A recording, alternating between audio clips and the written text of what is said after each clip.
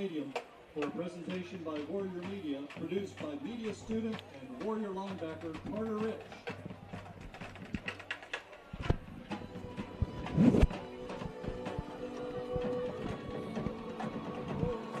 Welcome into Warrior Stadium in Sparta, Tennessee, the site of this Region 4 4A matchup. It's the high school football game of the week, and it's a great one on tap as the visiting, reigning Class 4A state champion Macon County Tigers take on the hosting White County Warriors. I'm Noah McKay on the call here in the Upper Cumberland Generators broadcast booth. Thrilled to be joined by my friends, Jeremy Tollison, the voice of the Macon County Tigers, Tim Case, and Coach Michael Dodgen on the sidelines, the lovely Madison McKay producing things for us here this evening.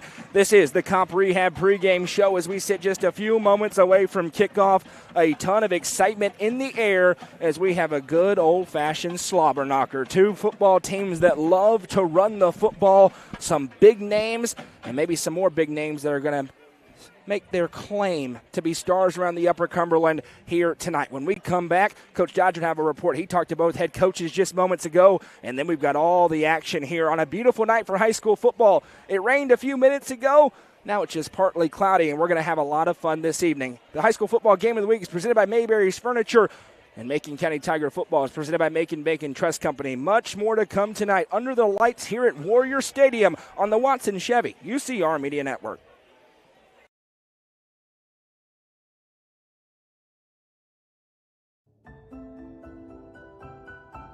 It starts with your very first bank account, grows as you earn your first paycheck, supports you as you settle into a new home, and stays with you through your golden years. Lifetime checking. One account, every chapter. Mayberry's Furniture has been family-owned and operated since 1946 and is now serving the Upper Cumberland with locations in both Crossville and Cookeville, offering the largest array of solid wood furniture and mattresses in the area. They also provide a best price guarantee and in-house service and delivery. Stop into their 15,000 square foot showroom at 1020 South Willow Avenue in Cookeville to see their selection of Amish solid wood, flex steel, Tempur-Pedic, Sealy Posturepedic, and much more today. Mayberry's Furniture is proud to be the presenting sponsor of the high school football game of the week on the UCR Media Network. Modern Roofing Group is an Owens Corning preferred contractor, and they're proud to bring that reputation and recognition to the Upper Cumberland. Their customer service and craftsmanship are second to none. Get comfort that your roof will stand up to the storms by calling 931-400-8788 and get an estimate on a new roof today. That's 931-400-8788. 100% financing is available. Modern Roofing Group is proud to stand behind their work with a 10-year workmanship guarantee. The John Deere 5E is built for our way of life, and it's backed by Tri-Green Equipment's tried and true support. So stop by your local Tri-Green Equipment store to take advantage of financing as low as 0% APR this fall.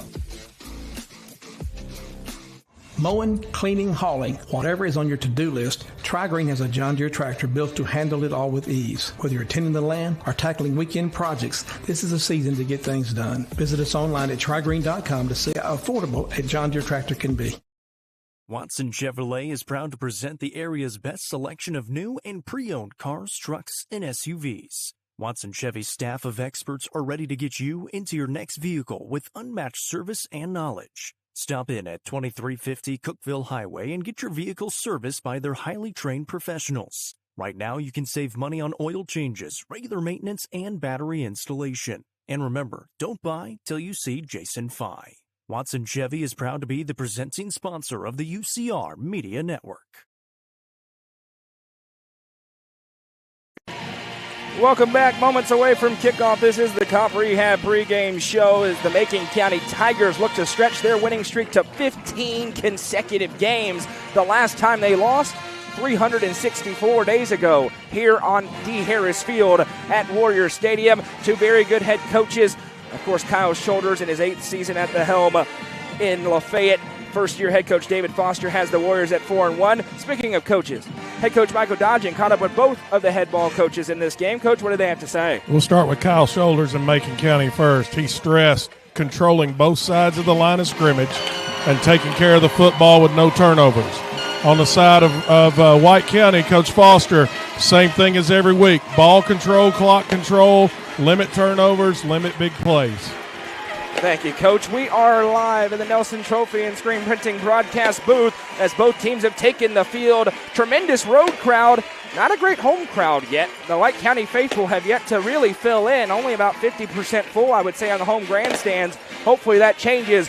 And guys, as we get into this matchup, we talked about two teams that want to run the football over-under on total passes anywhere from 4 to a maximum of 10, Jeremy. Two teams that want to run the football in different ways, but we could have a quick football game tonight with that clock running. Absolutely. And, when we saw White County and Cookeville, we saw that in person, and we saw how White County dominated the line of scrimmage. And both teams, it's the same. They both want to do the exact same thing, but White County's got a couple of monsters on the line. Tim, how does Macon County match up against this White County Listen, Dolphins? our strength has been up front all year. This is the biggest test that the Macon County Tigers have had all season. And I think this would probably be the premier matchup when you're looking at offensive line, defensive line matchups on both sides of the ball. White County won the opening coin toss. They deferred their choice to the second half. You talk about the big test. Macon County at 5-0. They've won 14 straight games, but you look at their opponents. They're combined 7-18 this season. White County's won 4 straight after losing the heartbreaker. A wet night, ton of fumbles against Soddy Daisy.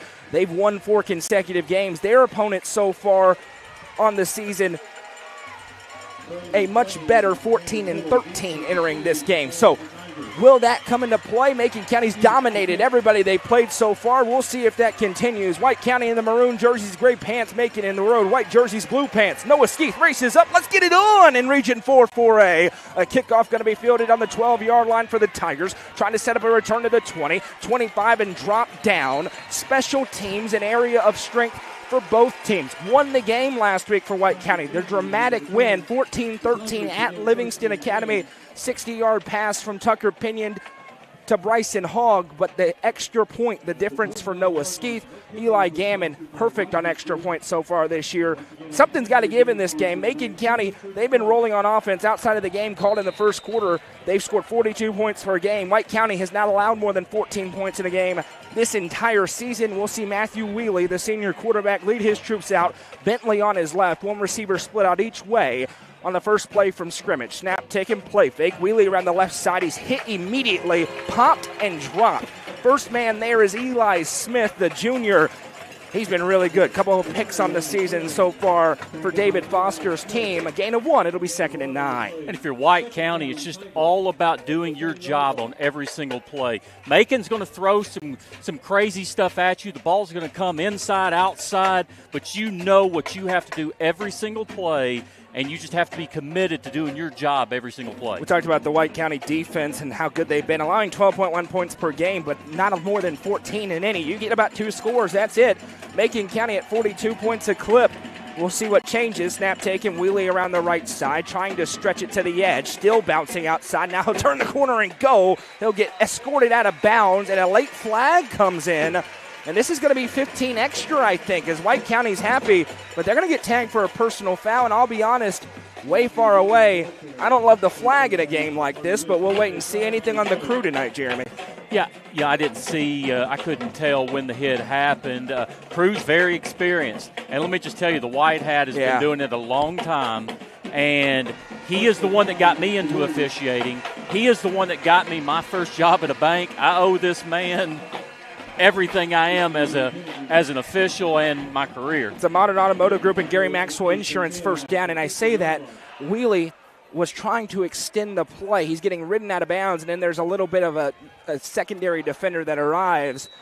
I'm good with just keep playing in a physical game like this, but we'll see if that's how it's called all night. He just lowered his shoulder right at the sideline, and then everybody piled in. It may have just been a little out of bounds. One receiver split out each way. That puts Macon on the 50-yard line. Wheely takes the snap, going to pull it again. Third straight carry for Matthew Wheely, and this one's coming back as he gets cut down again. It will not be the first time or the last time we say this. A hard hit. These two teams lower the lumber in this game, but a flag right on the edge, and it looked like the right tackle got a bit of a hold. Yeah, it was a good flag there. Probably one of those plays where the quarterback's already passed you, you probably could let go there, let him by, and not get that flag. That'll back him up 10 yards from the spot of the foul. We're live tonight. UCR Facebook page, YouTube channel, Hub Plus Roku app as well. So if you have a Roku TV, it's a great, maybe the best place these games look is there locally, channel 192. If you have Spectrum or Twin Lakes, you can see it on your TV that way. In this big-time matchup, that penalty makes it 1st and 20 back on the 41 for the Tigers. Two backs in the backfield with Wheelie. Triple option. He'll hand off up the middle. Pinballing forward to Xavier Bentley. First carry for the explosive Bentley, and he'll be ridden down after a gain of about 6. Bentley on the season, just the junior, and he's getting his opportunity, obviously, with 7 and 4 no longer in the backfield. He's got 366 yards on 52 attempts. Something that's been interesting for Macon County, they've been scoring in bunches, but they don't have a long touchdown yet this season. Nothing over 40 yards for them outside of special teams. Not yet. Not yet. It will come at some point, certainly, but they've had to go more methodical without the explosive Gabe and Zach Borders. The good news for the Tigers, they've done that successfully all season long. 2nd and 13 here. Two backs remain in the backfield with Matthew Wheelie, the great Warrior band, rocking over. Little spinner Rooney, and now handing off to a back who breaks an arm tackle forward is Cooper Carlisle. Got his first start last week. He's been really good. Gets scored for a gain of 5. Yeah, he's been out the whole season with a leg injury, and glad to see him back last week. He got some good carries, and he's working his way back. Just an extra wrinkle that he gives us on that offense. 3rd down and 7 here as they are into White County territory. If you're Kyle Shoulders, you don't need all of it. 4 or 5, and you can leave your offense on the field. That's one thing I think we'll see with both teams tonight. Going for 4th down conversions will be a big part of this game. Big fight field tonight here at Warrior Stadium. 3rd down and 7 for the Tigers. Snap taken, handoff to Bentley. Bounces through one arm tackle, and now will be ridden down. He got 3. It's 4th down and 5, and it is decision time for the typically aggressive Kyle Shoulders. There'll be no decision. Yeah, he's going to go for this one here. In a game which both defenses are probably going to be relied upon greatly, you get a 4th and 5 or less in plus territory, you're going to leave your offense on the field. Yeah, and let's think, too, I mean, we've already had a couple of penalties here, but anything dead ball here against White County's enough for a 1st down, so penalties are going to play a really important role tonight. I mean, this band is jamming over to our left. 2 receivers out to the right for Wheelie on 4th and 5. Has the shotgun snap, rolls to his right. Flag is down as he fires receivers there, but it's coming back. This is an illegal formation against Macon County as they weren't exactly lined up how they should have been up on the line of scrimmage. Must have been one of the linemen off the ball. Yeah. I counted 4 in the backfield. I must have missed a lineman. It may not be. Cameron Miller on the reception. It's going to be a sideline warning. My apologies. Thought it was the lineman off the line, but I was incorrect. And it is a Gary Maxwell Insurance and Modern Automotive Group 1st down, and a huge one for this Tigers offense as they survive the holding penalty on 1st and 10. That's a smooth move by Wheelie to make that just roll out and waited for it to develop, didn't force anything. That over-under on the passes, there's 1 on the board in this ball game. 1 receiver split out each way for Wheelie. 1st and 10 for the 38. Has the snap, stretches, now pulls up the middle on a power read. Breaks a tackle, there goes Matthew Wheelie. 20, 15, 10, 5, touchdown! No, 1 yard line. They'll say he hit down, sliding into the end zone, cut from behind, but there goes Wheelie on a huge run deep into the red zone. This is the Citizens Bank red zone. It is a Gary Maxwell Insurance and Modern Automotive Group 1st down. Quickly, Macon County right down the field with 8 minutes to go in the 1st quarter. That was a great run, and he held on to that read option for a long time, and they let everybody bite on Bentley and pulled it at the last second and was able to hit the seam. 7:46 and counting. Macon County converts a 4th down. The next play, they're down to the 1 yard line. Brennan Flowers in the backfield behind Wheelie, and we're going to see the wing offense for the first time. Wheelie has the snap. Quarterback sneak up the middle. Tush push. There it is. Touchdown, Tigers.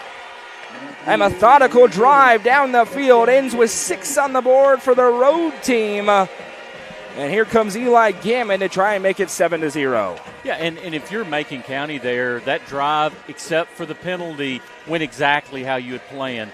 You know, and that's the trouble with Macon County is they'll hit you on the outside, and then all of a sudden get it blocked up right, go straight at the gut for 40 yards, and that's just Macon County football. Eli Gammon on to kick the extra point. The hold is down, the kick is up, and the kick is good. That's a Macon Trousdale Co-op touchdown for the Tigers. And for a Sparta team that's only given up 2 scores in each game this year at a maximum, not going to love that if you're David Foster. 71 yards, 7 plays, and took 4:28 off the clock. That's exactly the way you want to start a game. And now we'll see what Tucker Pinion and Cole Sims, what a year Cole Sims has had. Oh, really flying under the radar. He's got this big, huge offensive line in front of him, but Cole Sims has been one of the top producers in the Upper Cumberland, quite frankly, in the classification. And now we'll see what kind of football game we're going to find ourselves in tonight, as that was a very impressive drive for Macon County. Faced 1 4th down, faced 1 3rd down, converted on that series, and were able to finish it off with a touchdown. And really interesting, we talk about the multiplicity of this Tigers offense. You saw that power read. That led to the long run for Wheelie as he just stretched it. You saw the wing tee at the very end with the quarterback sneak. Can do a lot of different things in the running game. And what will they do in the kicking game with the best kicker in the Upper Cumberland out? He can put it anywhere. Looks like Jacob Vinson with a 6-iron in his hand. The little open spot near the 30-yard line near us is wide open. Is he going to use his 9-iron and put it in there? He's good at it. He is good at it. If that's what he chooses to do. He did have a touchback a week ago. Gammon will jog up, and it is a little pooch kick. This is dangerous as it angles, and it's recovered by the Tigers. He did it again. Eli Gammon, what a weapon, and Cameron Miller sprints down the sideline to grab it. The Tigers take the football right back. If this turns into a shootout, it is absolutely advantage Macon County. I think White County needs this game to be sloppy and keep it low scoring to have a chance to win, but I think advantage Macon County if this turns into a shootout. And that is well scouted by Macon County again as they kicked it right over one of the up-backs' head. He tried to jump up and get it, couldn't. It popped right into the air and stayed on that sideline, and it allowed Miller to go under it and recover. 1st and 10 Tigers from the 34. What a start for the reigning champs. One receiver split out each way for him here. Shotgun snap. Again, that power read. Again, Wheelie keeps it. This time, Sparta defends it much better. It'll be a gain of 2. It'll be 2nd and 8. They had a guy loaded up on the read man that time on the back, and they had him all the way. Wheelie just made a good run, a good read right there. I think White County's making him make that read. He's just finding that hole. I agree with it. And, Coach Foster, people that know him know how good of a defensive coach he is. People that don't know him are going to learn how good of a defensive coach he is. This is one of the most complex offenses to try to defend. However, with the strength of his line and his knowledge, he's in for that battle. Score update, Upperman right down the field on the Macon Motorsports and Turner Roofing scoreboard. They lead the Cavs 7-0, 2 minutes in, about 15 miles to our west. Snap taken, Wheelie going to fake the toss, looking downfield, nowhere to throw it, throws it in the air. Big mistake as Eli Smith almost had him a pick. It'll fall incomplete, 3rd and 8. David Foster wants a penalty for OPI. He's not going to get it. And that time, Smith stride for stride with the receiver, Brennan Flowers, downfield. Yeah, really good coverage there by Smith, and safety help on the over the top as well. So just a really dangerous pass for Macon County, and they've been able to do anything they want to on the run. You got to keep Sparta honest, though. That tells you this is 4-down territory, right, without a doubt. 3rd down and 8 upcoming here for the Tigers. They're in no man's land. Gammon, one of the only kickers that has the range here, but they're looking to get a few yards and go for it if they have to. Snap taken for Wheelie. Going to hand downhill, and Xavier Bentley is popped and dropped. Loss of a yard on the play, and it'll be 4th and 10 as that Sparta front led by big Hunter Broyles and Lex Winfrey, maybe the best 4A line, certainly this side of Knoxville, in there to make the stop. And, guys, that's the first time that the offensive line hasn't gotten downhill into the second unit of the Sparta defense. 4th and 10. Huge play upcoming here after that onside kick recovery for Macon County. They lead 7-0 as we pass the midway point here of quarter number 1. We'll split one receiver out each direction for Matthew Wheelie. Bentley in the backfield with him. Motion man across the line. Snap taken. Play fake. Wheelie dropping back to pass. Looking left. Fires deep on the wheel route. Jump ball incomplete. Broken up on the backside by Tristan Kavanaugh. And it'll go the other way to White County, whose defense bows up in a big spot. And we will now see Tucker Pinion, Cole Sims, and this Sparta offense. Yeah, I'm anxious to see how this White County offensive line can get the push against Macon County's defensive line so that Pinion and Sims can get this running game going for White County. There may be quite a few blowouts on the Turner Roofing and Macon Motorsports scoreboard. Upperman already again, 4 minutes in, 14-0. Carmine Phillips with a one-play drive, 59-yard touchdown rush. Livingston over Pickett, 7-0 early on there. That's on UCR 2 and 3. Probably going to be 2 blowouts this evening. And now the Macon band is making an obscene amount of noise as Tucker Pinion calls for and has the snap. Going to hand off to Sims. Sims dancing through the line. He breaks through. There goes Cole Sims still on his feet. It's a gain of 13 as he'll move the chains on a Turner Roofing and Gary Maxwell Insurance first down. And on that play right there, White County's offensive line came strong off the ball, got a really good push, and good things happen when you get a push like that. Cole Sims, does run with power, but his elusiveness is what makes him very difficult for opposing coaches. Talking to Kyle Shoulders this week, he's so shifty. You saw it there as he put a foot in the ground, bounced outside, and got 14. Tucker Pinion sends 2 receivers to the right, 1 to the left, pistol set. Sims stays in the backfield behind him. And there's a false start as the right tackle jumps early. And I'll tell you guys, the mob is here. That band is, they're as far away from us as we can be. They're rocking. You know, all the different noisemakers are out on the other side. And they're on the road. But credit to the mob, they force a 5-yard penalty. It'll be 1st and 15. White County's coaching staff over here on the sidelines talking about the cadence call with Macon County on the defensive side of the ball. So something to watch out for right there. And White County goes with a little bit unorthodox. Pinion will clap a couple of times, wait, and then maybe 2 or 3 seconds pass before he gets the snap. We'll see if that continues.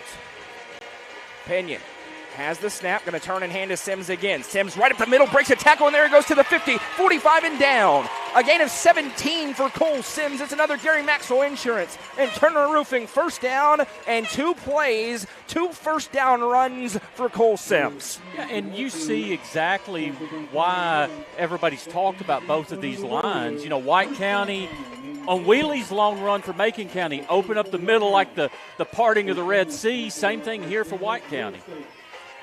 1st and 10 from the Macon 44. Tigers lead 7-0. This is first drive, though, for White County. Macon's already had 2. 2 to the right, 1 to the left. Pinion. Train horn blaring. Snap taken, hands to Sims again. Dances upfield to a huge hole. There goes Sims to the 35. Stutter steps to the 30. 25. Stiff arm down to the 15. Cole Sims and this Sparta front gashing up front. It's another Gary Maxwell Insurance and Turner Roofing first down. All the way into the red zone goes White County. Turner Roofing's been family-owned and operating in the Upper Cumberland for over 60 years. We have the Tuesday Night Football show from Fire and Vine. We talk about how great the new roof is. Turner Roofing, put that roof in there. They can do the same for you. Sims on all 3 carries with 12 yards, 16 yards, and 28 yards. A lot of running already, and now a speed back in as JoJo Dowell goes behind Tucker Pinion on the 16-yard line. Pinion has the low snap, turns hands to Dowell. Dowell breaks a tackle and gets forward to the 10-yard line. They'll spot him at the 11. Gain of about 6, and 2nd and 4 upcoming here. And if you're David Foster and this White County offensive coaching staff, you got to love how this drive's gone so far. And I've said it already 3 times, but it all starts with blocking up on the offensive line. And this offensive line is getting a push, and they're creating creases for the running backs. I'm telling you, White County has come to play. 2 to the right, 1 to the left. Tigers lead by 7. That's in danger. 2nd and 5 now for Pinion and company. Every train horn in the Upper Cumberland is blaring on the far side. Sims takes the carry up the middle. He dances up to the 10. Cole Sims, that is a nifty move through the hole. It is another Gary Maxwell Insurance and Turner Roofing first down. 1st and goal for the Warriors from the 5-yard line. If you think of Sims as a baseball player, he's a 5-tool player. He's a 5-tool running back is what he is. Yeah, Macon County's been in a 3-man front the whole way. They've not jumped in. They've not loaded the box yet. They're going to have to. They have to right here. Yeah, White County's not going to abandon the pass or the run. I can tell you that right now. 2 to the right, 1 to the left. Sims stays behind Pinion in the pistol. Right on cue, a 4 down front for the Tigers.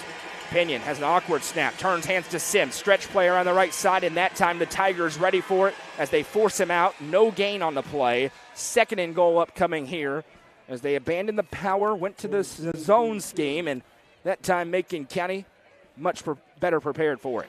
Not a good sign when your defensive backs are leading your tackle sheet right now, and it's Cam Miller with 3 tackles already. Wow. Only 1 tackle by a linebacker.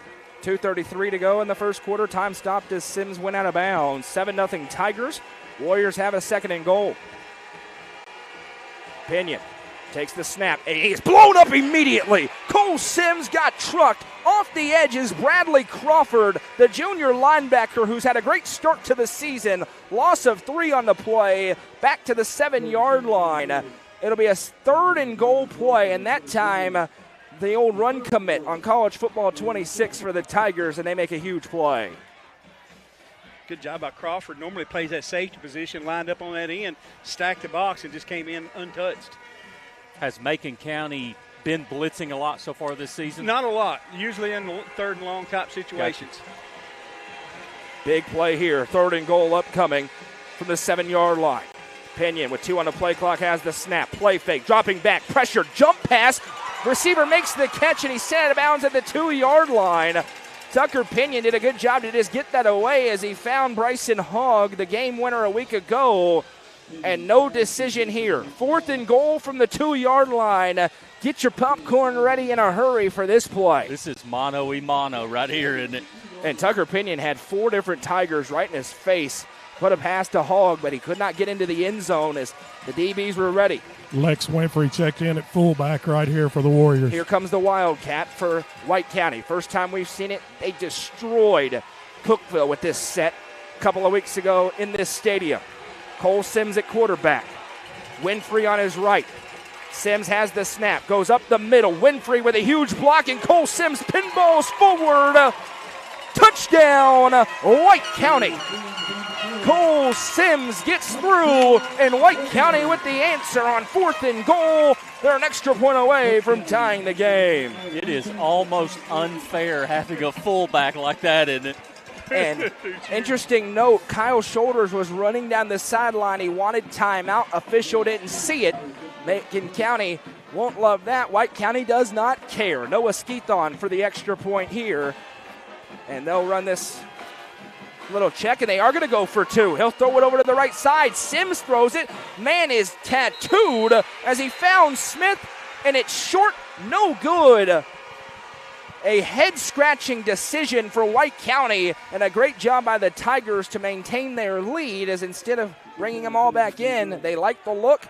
They don't get the result they wanted. It's 7-6. Yeah, that's when you run that. We used to call it the water bucket play. You spread everybody out and you count numbers. And if the defense don't shift to you, then you go ahead and run the play that you got. If not, then if they do have the numbers where they need to be, then you shift over. Macon County was right there. They should have. I would have thought they'd have shifted and kicked that. Absolutely. And you think of that, that's exactly how the Tennessee Vols run their offense, isn't it? Yeah. You line up, you count the numbers, you make a decision on it, and you go with it. And unfortunately just didn't turn out the way that White County wanted it. And in a game like this, an extra point is huge. Another one-play drive on the Macon Motorsports and Turner Roofing scoreboard. Upperman with a 76-yard touchdown rush by Bronsden Chaffin. The Bees are ready to play tonight. Middle of the first quarter, it is 21-0. The Bees are going to pay the bills for the scoreboard tonight. They will. And also, it's Livingston Academy rolling past Pickett County. Not a huge surprise there at 19-0. How about Cookeville, though, and Green Hill tied up at 7 over on UCR4 tonight. Big opportunity for the Cavaliers. My man JoJo on air tonight, isn't he? JoJo and Rafferty, Love season JoJo. debut. Those two are great. Skeeth going to give the low squibber. This one bounces around. It will be fielded, and just falling down is Ricardo Mendez, the sophomore. 1st and 10 upcoming here for Macon from the 29. So the first drive was great for the Tigers. Then they got all the momentum and felt, are they about to go take a huge lead? Nowhere on their second drive. Didn't gain a yard on it. We'll see what this third one looks like with 1:36 to go in the first quarter. Tigers leading 7-6. And Macon penalties hurt them in that second drive and just kind of put them behind the sticks, and they weren't able to make up for that like they were in the first drive. 67 yards, 9 plays, took 4:09 off the clock for Sparta. One receiver each way for Matthew Wheely. Weird snap. He wasn't ready for it. Everybody moved. Yeah, it's going to be a false start. He handed to Bentley, and Wheely called for it. Everybody moved but the center. And the snaps have been they were a little problem early. They made a center change. It's been better. That one wasn't a bad snap. It was just a really delayed snap for Macon County. It'll be 1st and 15. A lot of timing. 364 days without a loss. The last one for the Tigers in this building. They won 14 consecutive games, including a big one in Chattanooga. Exactly. They won a few big ones in that time. This is certainly the biggest test for the Tigers so far this season. No ifs, ands, or buts about it. Snap taken for Wheely. Going to give into the belly.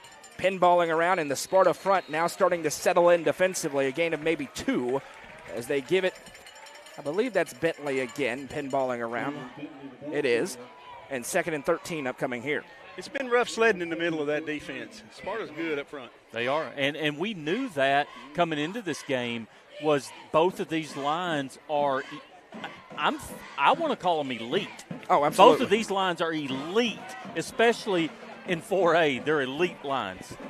One receiver split out each direction. Yeah, the rare game where either team that wins it gets a statement win out of it. Snap taken, play fake, Wheely with a lot of room to run around the right side. It closes quickly, though, and then he's crunched down. Got about 8 yards, though. That's a big gain, as it'll make it 3rd and manageable.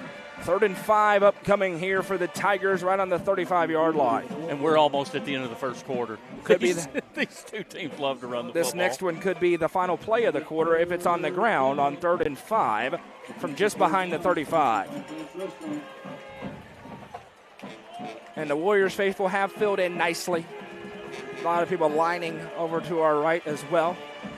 One receiver each way for Wheely. Takes the snap. Play fake again around the right side. Wheely. He's got the first down and more. Breaks a tackle. There he goes. 45-50. Lowers the shoulder. It'll be cut down at the 43-yard line. Matthew Wheely with a big run. It's a Modern Automotive Group and Gary Maxwell Insurance. First down for Macon County. They will not have to snap it again. We'd be surprised if they would. And they will not. Brings us to the end of a very exciting first quarter here at Warrior Stadium. After 1, it's Macon County 7. White County 6. You're watching the high school football game of the week, presented by Macon Trust Company and Mayberry's Furniture on the Watson Chevy UCR Media Network. Tee Up is the Upper Cumberland's best indoor golfing experience. With 3 state-of-the-art golf simulators, you can work on some of the world's best courses, all in the comfort of their climate-controlled facility. Want to know where you can improve? See everything from club speed to spin rate in seconds. They also have plenty of other games to enjoy time with friends. Conveniently located at 141 4th Street in Baxter. Stop in. Visit them online at teeupgolfclub.com or call them at 931-559-GOLF to reserve your simulator today. Tee Up is proud to support this broadcast on the UCR Media Network. The Quality Family, a local company supporting and caring for our local communities. The Quality Family offers services to get you back to the game. From bracing to oxygen and everything in between, we can meet your medical equipment needs with Buckeye Home Medical Equipment. If you have an in-home need for strength and conditioning, for example after a surgery or injury, Quality Home Health is available to provide individualized care while you are on the mend. For those with end-of-life diseases, Quality Hospice is available to provide nurturing care during those difficult times. Choose the Quality family of services for care within your community. Visit thequalityfamily.com to navigate all we have to offer you. The high school football game of the week is presented by our friends at Mayberry's Furniture. We told you about this last week, and they've extended it another week as well. Half off sale, both in Crossville and in Cookville. Half off everything in the store.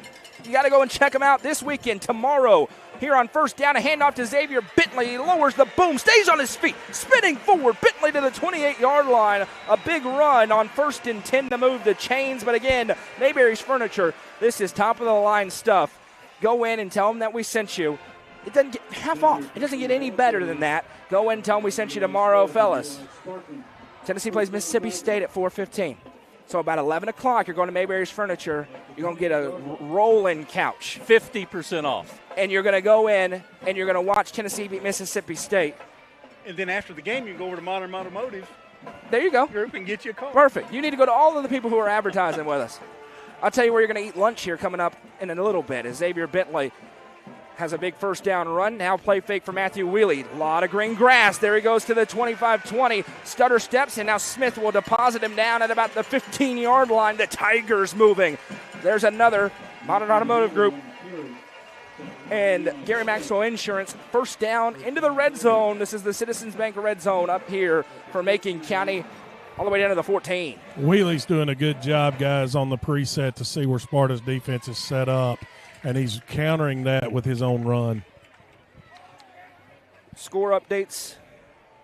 A lot of them. A lot of scores. Pick 6 by Caden Weitzel. He is going to become the all-time touchdown leaders in a single season at Livingston. 26-0 already for Livingston over Pickett County.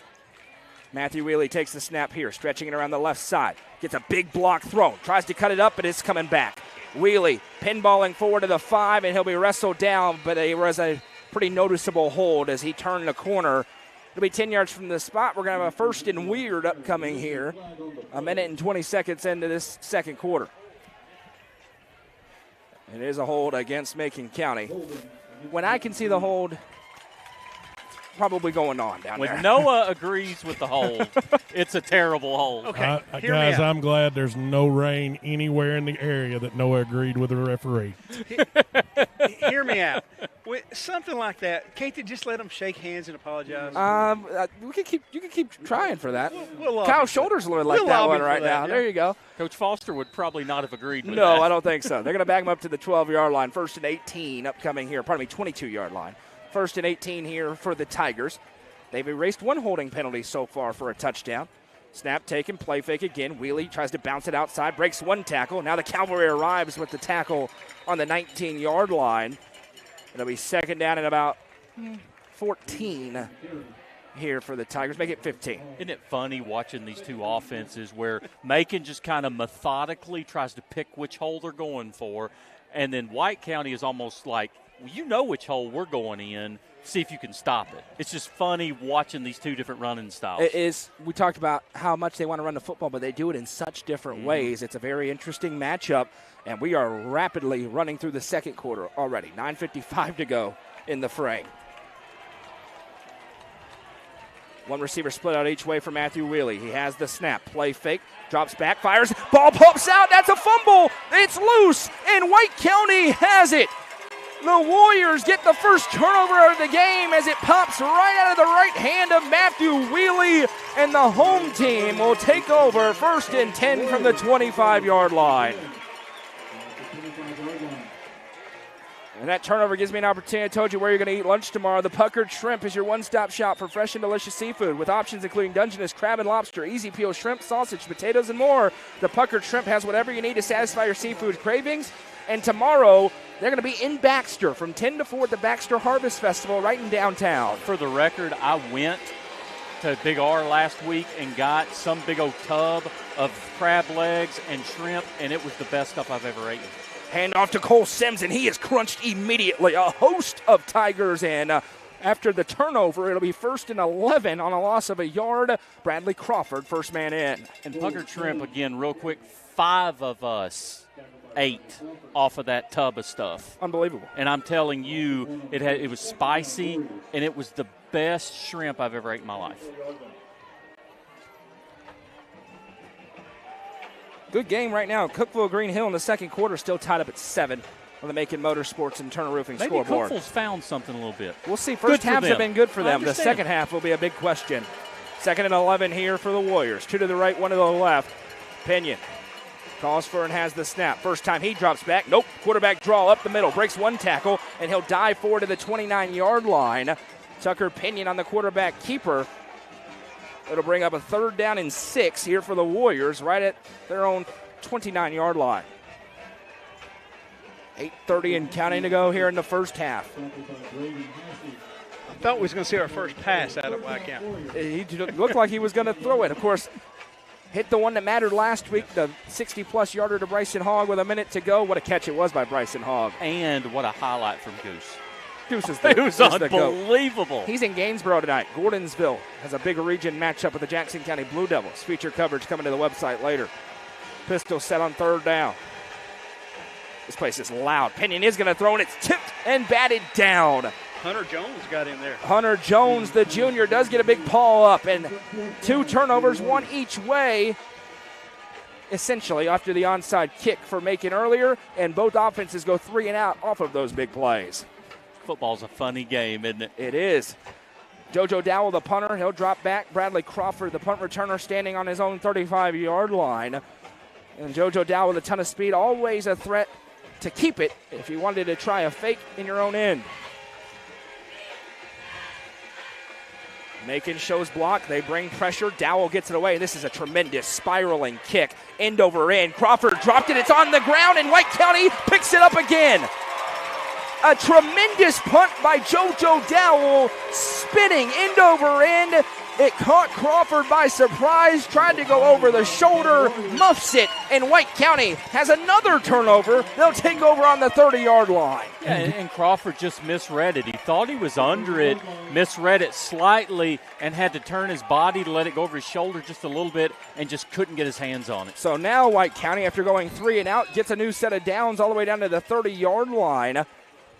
7:55 to go in the first half, and this game feels like a playoff game right now with this atmosphere and everything else going on. And we got the jumbo backfield. Wildcat set with Lex Winfrey on the left side of Cole Sims. Sims calls for, has the snap around left side. He's hitting the backfield, pushing forward, now pushed backwards. They'll give him forward progress to the 28, a gain of 2, and that may be the best time we've seen that play defended all season long by anybody as the Tigers stand strong. And that's saying something, because that is tough. But they still picked up 2 yards. Did not go backwards. It's hardly ever that you see either one of these offenses get tackled for a loss. You know, you maybe get them at the line of scrimmage or a 1-yard gain. You seldom see them get tackled for a loss. And they're going to stay in this set. Now, we'll remind you, Cole Sims can throw the football. We have not seen it yet this year, but he can. He takes the snap, not throwing here. Around left side, now cuts up. He's stretched out and put down at the 25-yard line. It'll be 3rd and 5, and White County has 2 downs to get it here. Score update on the Macon Motorsports and Turner Roofing scoreboard. A 70-yard touchdown catch for Elijah Fitz. And a minute into the second quarter, Upperman leads DeKalb 28-0. That Cookeville-Green Hill game, Green Hill has fumbled 4 times, and it's 7-7. Green Hill's good. They're very good. Let's think Green Hill beat Beach last week. Yep, Gordonsville's beating Jackson County 14-0 at the end of the first. Gordonsville undefeated right now. So is Macon County. 3rd and 5 here. Jumbo set again. Cole Sims calls for, has the snap. Everybody moved early on that one. Took a while for White County to get set. The play clock was down at 1 second when that early movement happened. That's a big penalty. Puts it back to a 3rd and 10 for an offense not exactly designed to convert on 3rd and 10, especially against this Tigers defense. They got 2 downs to do it, and you know they're going to do it. What's the range of Skeeth? He's got a decent leg. Inside the 20, they would probably kick it here. And now they're going to sub out Winfrey and company and going to go back into their traditional offense. We'll see if that brings a little passing or not. But again, it took a while. David Foster may be forced to burn a timeout, trying to get set up here with 10 on the play clock. Macon brings an extra linebacker in. And they had too many on the field as well, and that will be a timeout called to avoid a penalty by David Foster, first timeout of the game. Yeah, I think Macon saw him going back into that, and they ran a linebacker on there late, but yeah, Bobby had his flag in his hand ready to throw it, and the timeout saves it. Guys, this kind of still has a feel of last year's game. Early on, both teams drove down the field early and scored, and then you had a couple turnovers, couple stops, and then the rain set in. So let's hope for the third option doesn't happen. I love Coach Dodge's positivity. It's the only time you'll hear it all year.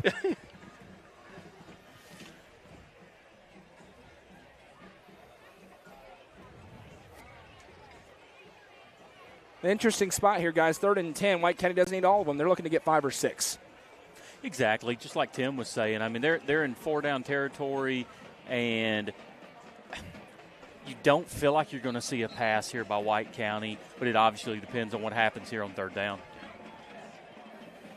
Hey, Coach Dodge, and what did you say the over-under on White County throwing the ball would be? I said 2.5, but I only had Macon at 4, and they've already thrown it 4. 3rd and 10 upcoming here. And again, a little miscommunication getting set up. 4 receivers set for the Warriors. 3 down linemen here for the Tigers. Working right to left. Pinion has the snap. It's a little bit of a floater. He's going to pull, and he's hit immediately and be wrestled down there in the backfield. Shooting through to make the stop is Bo Warner, the big senior defensive lineman. Loss of a yard, and it's 4th and 11. Yeah, it looked like they were expecting that play, and they had the read guy, the handoff guy. He was covered, and Bo Warner was taking the quarterback all the way. I'm not sure what Coach Foster is adamant about with the official. I don't know if he thought there was a face mask or something, but clean play there by Macon County. Taking a while to get the play calls in for White County. Again, they may be forced to burn another timeout. 4th and 11. There's 8 on the play clock as they break the huddle.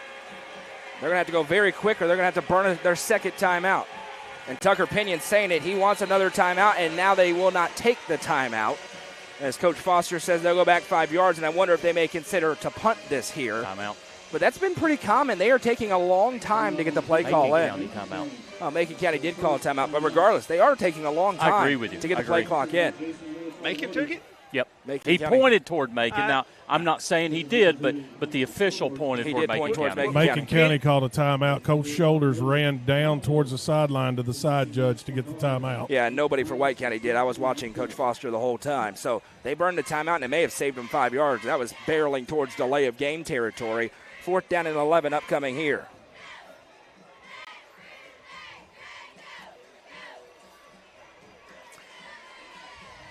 You still feel like both teams are trying to still fill out how this game's going to be played out.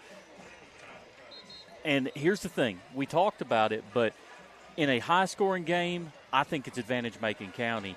If this game stays close and they battle back and both teams make mistakes, I think advantage White County. Score update, big one. Cookeville. Caden Cisco with a touchdown catch on the Macon Motorsports and Turner Roofing scoreboard. 13-7, Cavaliers over Green Hill. 4th down and 11 here. Motion man, awkward again. Snap taken, dropping back, jump ball thrown up. They stopped the play. We have a stoppage, and I think it's a false start as Dowell went in motion across, kind of slowed down awkwardly and then resumed. And it is going to be a false start against White County. And I wonder if David Foster may punt this, as it's turning into a little bit of disaster off the second consecutive fumble by Macon County. Throw up a 50-50 ball and hope for a pass interference, or you come down with the ball. One of the two. It happened last week in the Livingston game. True. The crazy part is right now, a pass interference wouldn't even give them a first down. 4th and 16, he'd just make it a 4th and 1, which obviously would be preferable for White County. 2 consecutive fumbles, and White County has not gained positive yardage off of them. A muff punt and a straight fumble for Macon County. Full receiver set as Pinion breaks the huddle. Calls for the snap and has it. Drops back, and he's just going to punt it away.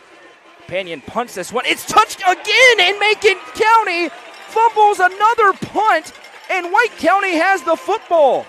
The Tigers DB jumped in front to try and touch the punt. It's a live ball, and White County gets it back, and they're moving down the field on muff punts to the 20-yard line. I think he thought it was a tip ball up in the air Thought because he had his back looking at the receiver, turns around, sees the ball in the air, and he goes for it. Yeah, that was Cameron Miller that time going for the football, but they are right on the edge of the red zone as White County. 2 straight muff punts, albeit that one an unconventional one, and uncharacteristic mistakes by the Tigers so far in this game. Cole Sims going to hand underneath around right side. There's a little Macon County play as they give to Bryson Hogg underneath, but the Tigers blow that one up after a gain of 2. They go into the jumbo set and hit the little underneath belly on the backside to Hogg, and it'll be 2nd and 8. And, guys, that's exactly what happened. The Macon County defenders were talking to the guy, and he said, I thought he threw a pass. In the red zone here is White County. There was a fumble on the right side. They recovered it. 3 and out, punt muffed. 3 and out, punt muffed. And they have a 2nd and 8 in the red zone. I've never seen a punt muffed short of the line to gain. Cole Sims in the Wildcat. Takes the snap, fakes the handoff to Hogg. Now he dances upfield. Sims being stretched out to the 20, now pushes forward to the 16, where he'll be sent backwards. A lot of bouncing around for Sims as he gains a couple of more. It'll be 3rd down and 6 with 4:10 and counting to go in the first half. Noah, that play right there is a staple of my flag football calls. Oh, I'm aware. The old fake double reverse keeper. That's a staple of my calls. I got that one in the playbook as well. 3rd down and 6. It's all about the misdirection. I agree.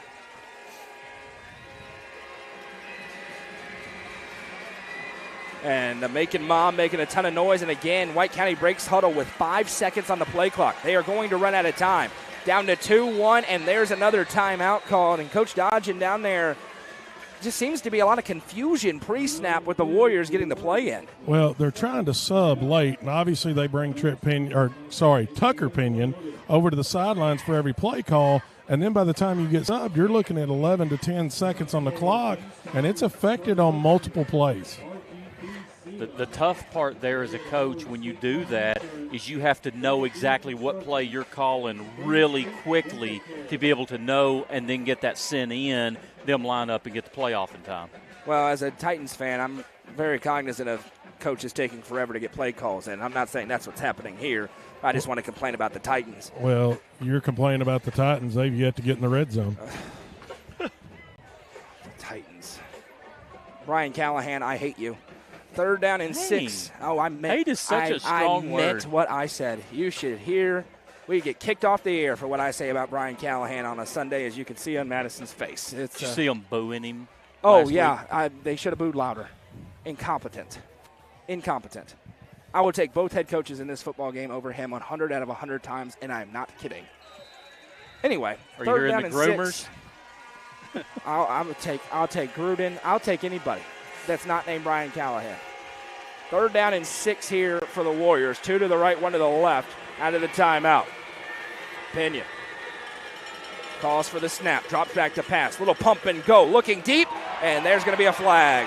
Feet get tangled up as Trey McClain was trying to go downfield with the wideout for White County, Bryson Hogg. And honestly, could be okay for Macon County, because if Pinion had worked back to his right, there was a Warrior going into the end zone without a defender within 10 yards of him from the slot on the right side. That will be pass interference against him. We'll see. This is going to be close to the line to gain on a half the distance to the goal penalty. And let's remember that if White County can punch it in here, they won and deferred the toss, so they get to start the 3rd quarter with the football. Good point, Jeremy. Is they've capitalized on 3 fumbles, 2 muff punts and 1 traditional fumble, and now have a 1st and goal as it is a Gary Maxwell Insurance and Turner Roofing 1st down. And now Winfrey going to be in the backfield alongside Tucker Pinion as the fullback as he turns and hands off to Cole Sims. Sims to the 10, to the 5, cuts upfield, pushing forward to the pylon. Touchdown, White County.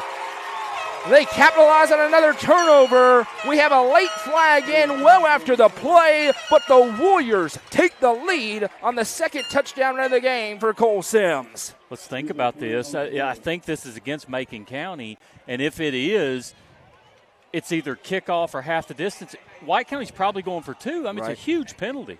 Touchdown is good. It's an after the play is over, unsportsmanlike conduct against Macon County. And you're right, they can go half the distance to the goal if they want, and that's exactly what the official is talking to David Foster about. And, guys, it was an extremely obvious unsportsmanlike penalty.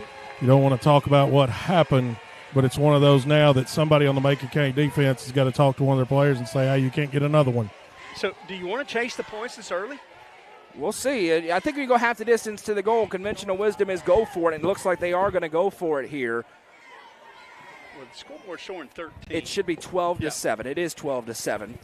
And they are going to go for 2 here as they'll put them at the 1.5-yard line on a 2-point conversion attempt. And I'm not that surprised.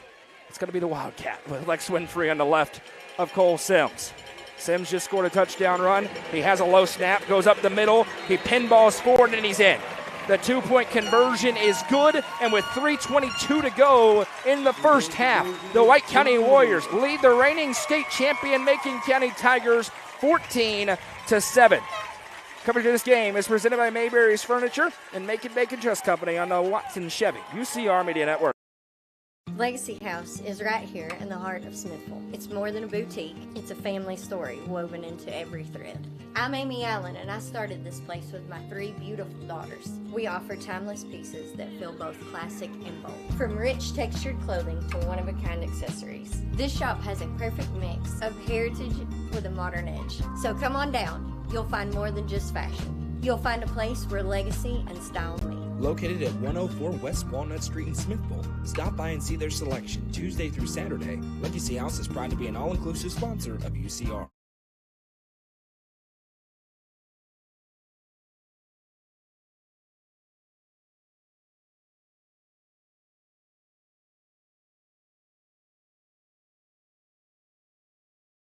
Located at the end of Prosperity Drive on a quiet cul-de-sac in Prosperity Point, this home offers 2,964 finished square feet. Features include a split-bedroom plan, large open great room and dining room for gatherings and entertaining, spacious primary suite, generously sized guest bedrooms, partially finished basement with walkout access, and a 2-tiered back deck overlooking the pool. Priced at $414,900. Call Sonia Brown with American Way Real Estate at 931-979-7145.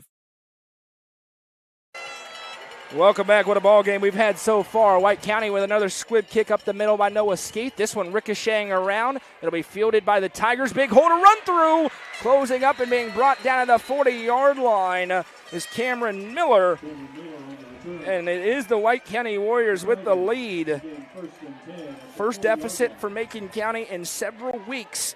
14-7, White County will receive the second half kickoff as well.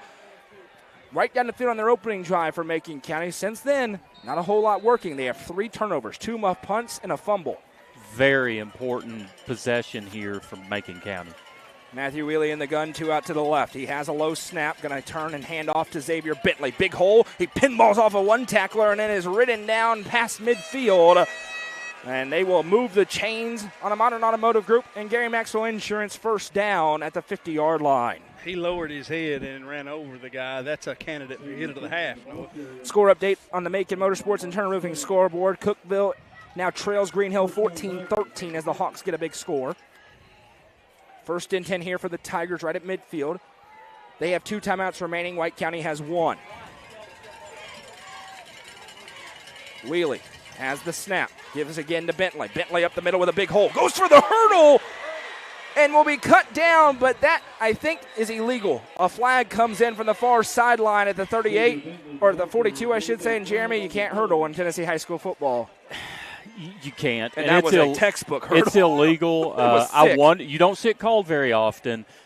That was as textbook of a hurdle as you're going to find. It was awesome. But I think is that a personal foul? It is. It's a 15-yard penalty from the spot of the foul. Oh, they waved it off. A gain of 8 for Bentley. Woo-wee. I love the play. That's also a hurdle. Here's my opinion. And, again, nobody cares about my opinion because they wrote the rule book. I think it's an ignorant rule. I agree. There's just no reason. There's just no reason to have it. However, and now we have a flag coming in, and I think this may be early movement against Macon County. Back them up 5 yards and make it 2nd and 7. And the Macon faithful are not going to be happy with those 2 flags in a row. No.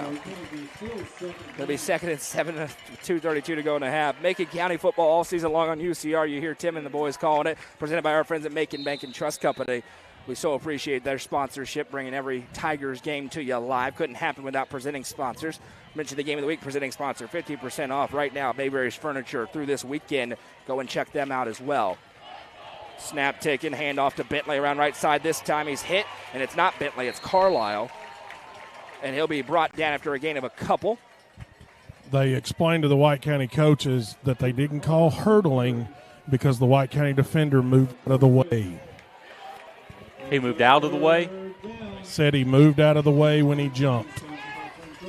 3rd down and 5 upcoming here in 4-down territory. That's an interesting. He does actually have to hurdle him to be a penalty. All right. So, hey, why not? The rule's dumb. Flowers moves across the line for Wheely in front at quarterback. Wheelie takes the snap, puts it in the belly of his backs, hitting the backfield. Carlisle gets a couple to make it 4th and short, but it is 4th down upcoming here with 1:33 and counting. No timeout from David Foster. He has one left in his pocket, and here's a critical 4th down and 2 as Xavier Bentley checks back into the game and will go to the backfield with Matthew Wheelie. Huge play there by Broyles to just fill his gap, not give up any room, and make a secure tackle. Just a great play there by Broyles. Macon County going under center. They get lined up quickly here. 4th down and 2. Wheelie with the hard count. They'll shift the set.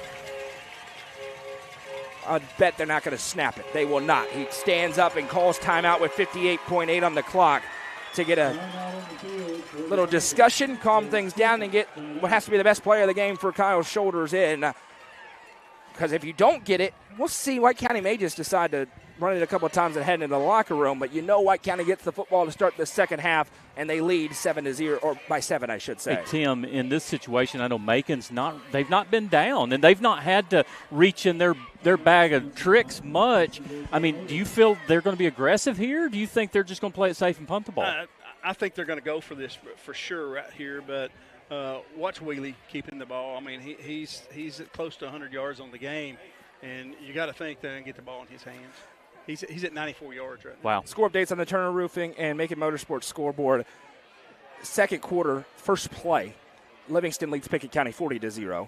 3 minutes to go in the second quarter in Smithville. Upperman leads 35-0 over DeKalb County.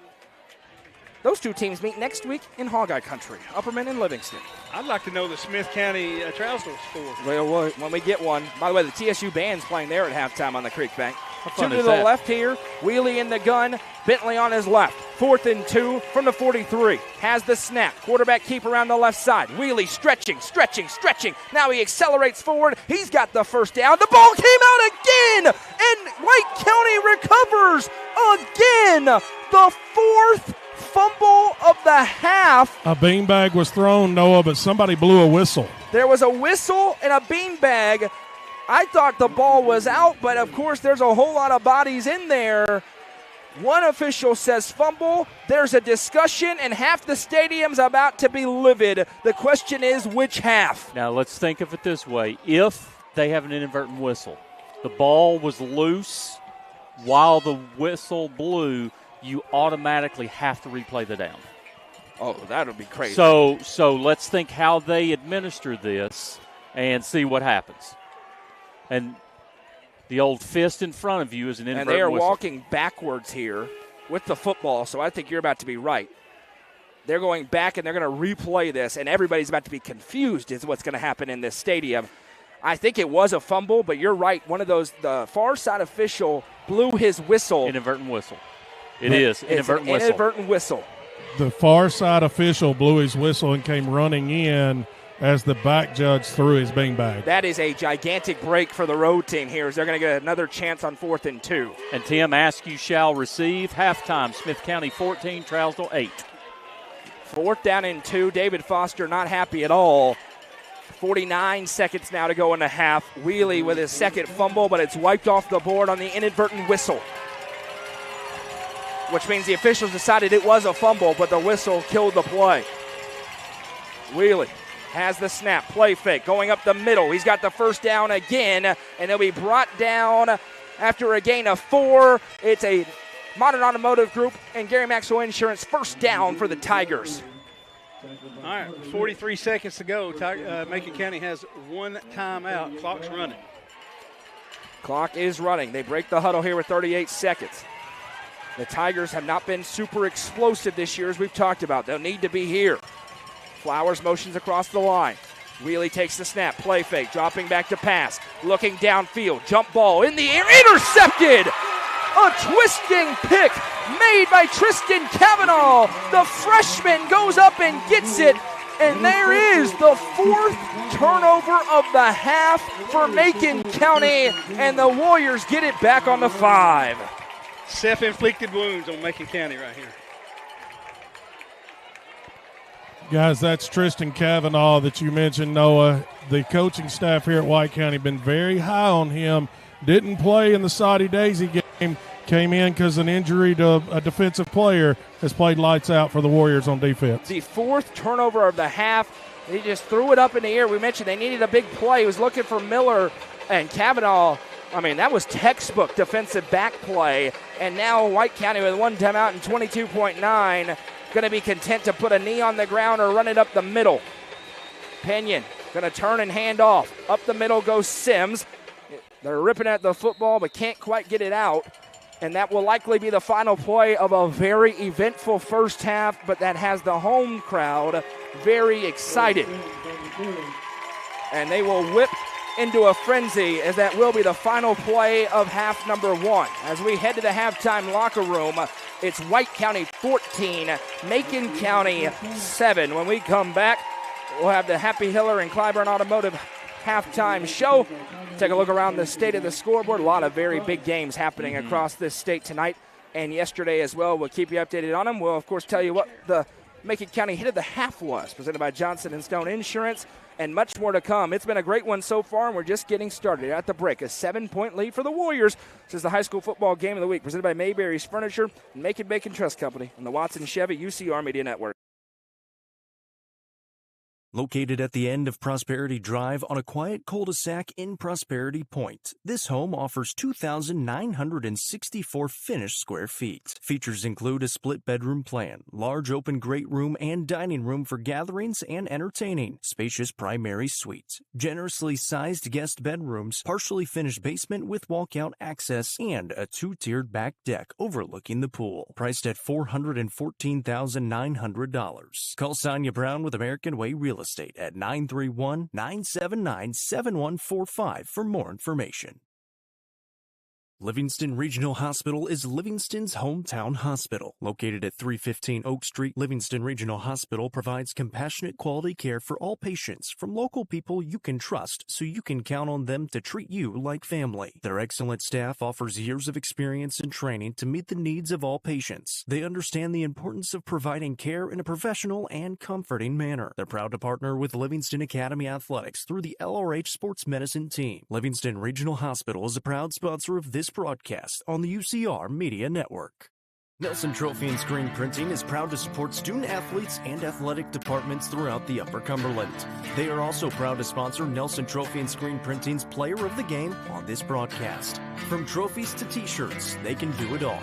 Be sure to stop by and see them at 120 Circle Drive in Allgood or give them a call at 931-537-9559. Nelson Trophy and Screen Printing, proud sponsor of this broadcast on the UCR Media Network. Are you looking for the best dining experience in the Upper Cumberland? Visit Fire and Vine in Cookeville's historic West Side. Fire and Vine offers great service and a unique menu, including mouth-watering deep dish pizza, delectable beef, chicken, fish, and more. Take in stunning views from the rooftop while enjoying your meal. Come and experience the charm and flavor of Fire and Vine, your new favorite spot for a memorable dining experience. Fire and Vine is a proud sponsor of this broadcast on the UCR Media Network. Tee Up is the Upper Cumberland's brand new indoor golfing experience. With 3 state-of-the-art simulators, you can work on some of the world's best courses, all in the comfort of their climate-controlled facility. You want to know how you can improve? See everything from club speed to spin rate in seconds. Conveniently located at 141 4th Street in Baxter. Stop in. Visit them online at teupgolfclub.com or call them at 931-559-GOLF to reserve your simulator today.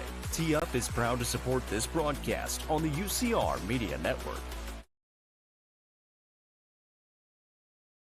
Turfmasters Landscape Management has been serving the Upper Cumberland since 1996. They offer a variety of services, including lawn maintenance, landscape design and installation, landscape lighting, irrigation systems, and more. For more information, contact Matt Wilson at 931-261-1587 today. Turfmasters Landscape Management is a proud sponsor of this broadcast on the UCR Media Network.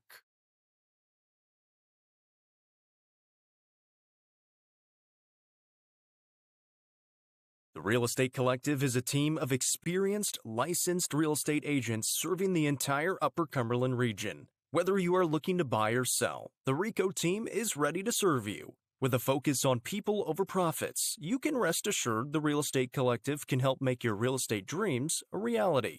Call 931-559-9500 for more information or see their current listings at letsgorico.com. The Real Estate Collective is proud to support student athletes in our area and this broadcast on the UCR Media Network. Looking for weekend lunch and dinner plans? Since 1971, Nick's Restaurant has been locally owned and operated. From mouth-watering prime rib to delectable ice cream pie, Nick's has it all. Their cozy atmosphere and great service will make you feel right at home.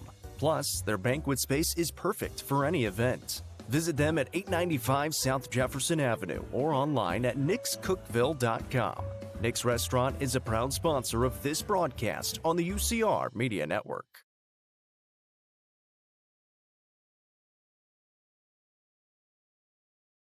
The Crouch team with Highlands Elite Real Estate proudly presents this 3-bed, 2-bathroom home located just minutes from I-40. This home has a completely renovated kitchen with quartz countertops, LVT flooring in the common areas, and a 2-car garage. For more information, visit chadandamycrouch.com or call 931-979-1191.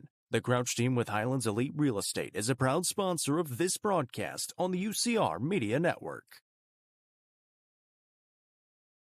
Loading the kids in the car, brokering peace in the back seat, mastering the snack handoff without even looking. Why are simple things sometimes so complicated? Thankfully, with auto owners, insurance doesn't have to be one of them. We work with independent agents who keep insurance simple, so you can worry about more important things, like figuring out what's growing in that cup holder. That's simple human sense. Visit swallowsinsurance.com or call us today, 931-526-4025. Protecting your future, it's what we do. It starts with your very first bank account, grows as you earn your first paycheck, supports you as you settle into a new home, and stays with you through your golden years. Lifetime checking. One account, every chapter.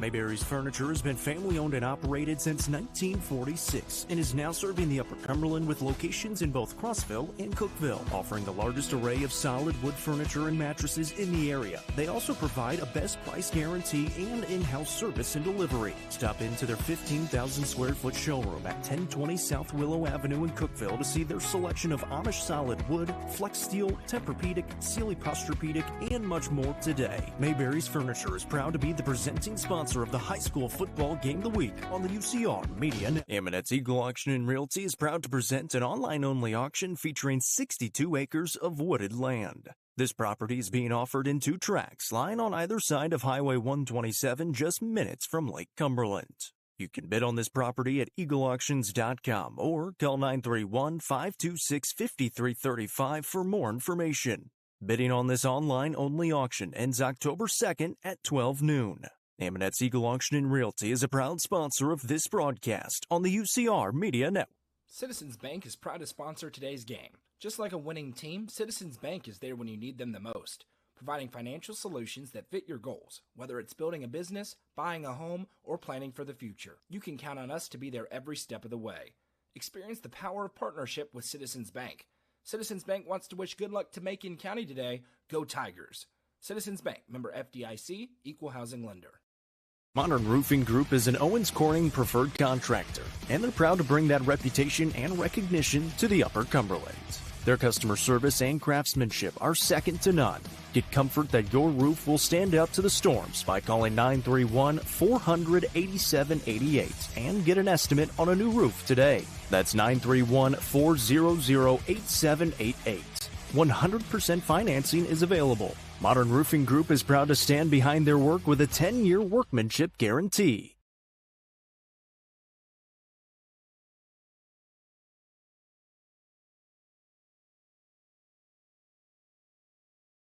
Go to Gordonsville. Welcome back. It's time for the Happy Hiller halftime show, and this is a Macon County football game, so it's also presented by our friends at Clyburn Automotive at the break. It's been a very fun one so far, and it is the hosting White County Warriors with a 14-7 lead. We'll have halftime stats coming up in a few moments, but first, we're going to take a look around the state and the area. A lot of very interesting games. Couple last night, the headliner from a day ago as we go on the Turner Roofing and Macon Motorsports scoreboard. Sevier County and Greenville. Double overtime, and it's Sevier County getting the win, the reigning 5A champs. What a game that was. Noah, did you guys see the ending of that game? No. In regulation, Greenville's going down to score. The ball pops out of the running back's hands on the 1, and Sevier County recovered in the end zone. And I also heard that there was a very questionable decision by Greenville in the second overtime, trying to settle potentially, or deciding to go for it instead of kicking a field goal. Cost them greatly as they lose on a field goal in double overtime. A lot of interesting games tonight as well, Jeremy, as we take a look around the state. We'll see some of our favorite teams from outside of the Upper Cumberland as well. Well, Coach Dodgen, Farragut, let me find that again, but Farragut is 0-5, and they were playing 0-4 Bearden. 16-14 Farragut at the half. And I'm telling you right now, there's 10,000 people at the game. Isn't that funny? It's just funny how that works. It is. And the AD at Farragut is losing his mind. I can tell you that right now. Who also happens to be Coach Dodgen's father, just as in case you didn't know that. Yeah, he'll take care of you now. He'll feed you good if you work down there. Mo West and Mo East, 10-0 in the fourth quarter, Mo West.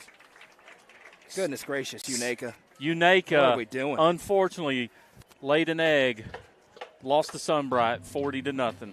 And listen, the trivia question of the week could be, could anybody name where Unaka is other than Noah? I could not tell you. We'll ask again next week, see if Jeremy does any research before our game next week.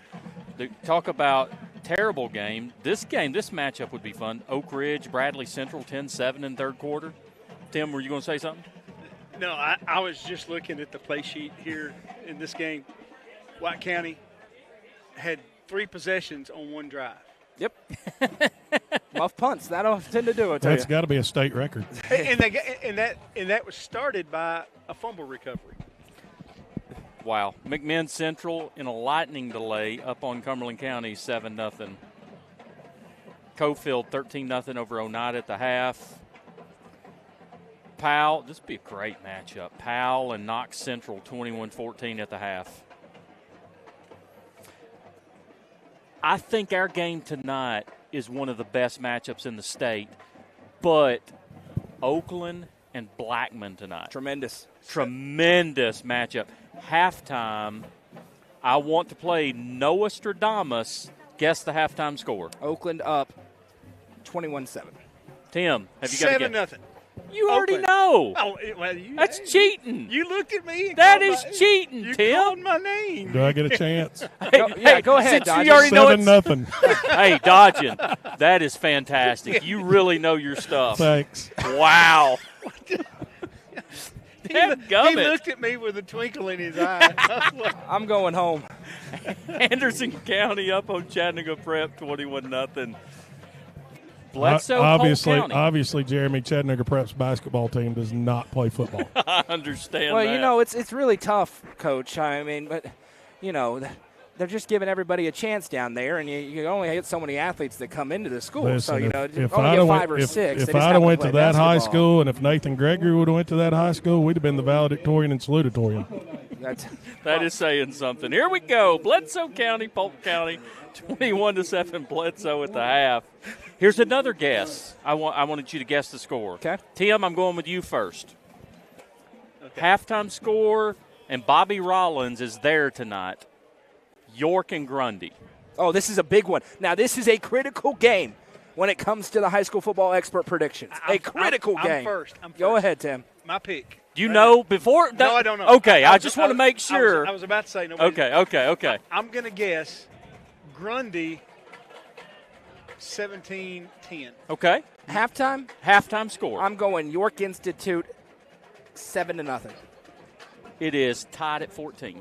That's what I was going to say. Now, hold on.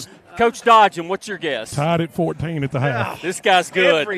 This guy's good. If you look at most weeks It's in the split. expert predictions, it goes very chalk. And this week's another one. It's rare when we have this big of a split. Goose and I, now I don't love being alone with Goose. Goose and me alone on a pick doesn't give me warm feelings. But me and Jacob right now are tied for first. Jacob's having a good year. He's now 3 years in. He's been listening and learning from me on how to pick games. He stopped his little trying to pick Cinderella thing that he does. So I need the Dragons to have my back tonight in a big region game tonight in the middle of nowhere. And it's funny, 5-0 Grundy County against Now, 0-5 York. Grundy County schedule. The schedules are different. Lookout Of Valley, course. Red Bowling Springs, Pickett County, Whitwell, and the Chattanooga School for the Blind. Literally? I have no clue. Okay. Marion County, halftime up on Monterey, 35-0. I'm picking Indiana tomorrow, whoever they're playing. Jacob loves that. They have Iowa. He was trying to tell me about how difficult I'm Iowa picking Indiana. was. I'm picking them till they lose. Hey, they have Oregon next week. You may not say that. And I'm going to Coach Dodgen, I'm letting you go first on this one. Halftime score, Cannon County and Clay County. I'm going to say Clay County 21-13. Okay. Noah. Clay County 20-14. Okay. Tim. Clay 28-7. Easton. His headset's not even turned on. Here we go. Clay County is up 6-0. Okay. Bulldogs defense showing up tonight. 6-0. Cannon County's got an explosive offense. That's not bad for them. Gordonsville up on Jackson County 21-7.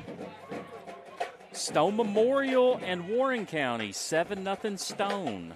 Here's one. Halftime. Livingston 50, Pickett County nothing. Yikes. Upperman up at halftime 41-0 over DeKalb County. And Cookeville with a late score in the first half to take a lead into the halftime locker room, we believe, against Green Hill. It is 20-14 Cavaliers. That was going to be an abbreviated look around the Turner Roofing scoreboard and the Macon Motorsports scoreboard. When we come back, we'll have halftime stats, and Coach Dodgen will be joined by head coach David Foster of the White County Warriors as we roll on here with the Clyburn Automotive and Happy Hiller halftime show. High school football game of the week is presented by Mayberry's Furniture on the Watson Chevy UCR Media Network.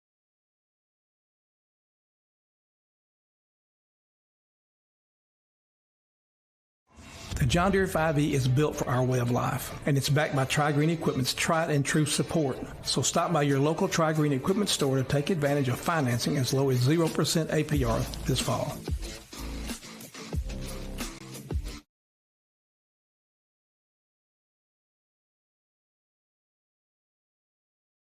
Mowing, cleaning, hauling, whatever is on your to-do list, Tri-Green has a John Deere tractor built to handle it all with ease. Whether you're tending the land or tackling weekend projects, this is a season to get things done. Visit us online at trigreen.com to see how affordable a John Deere tractor can be.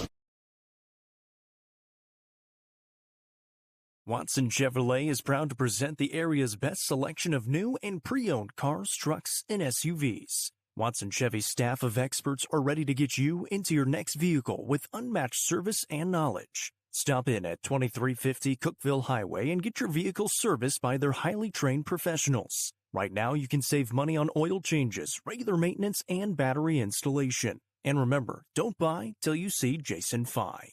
Watson Chevy is proud to be the presenting sponsor of the UCR Media. Tee-Up is the Upper Cumberland's best indoor golfing experience. With 3 state-of-the-art golf simulators, you can work on some of the world's best courses, all in the comfort of their climate-controlled facility. Want to know where you can improve? See everything from club speed to spin rate in seconds. They also have plenty of other games to enjoy time with friends. Conveniently located at 141 4th Street in Baxter. Stop in.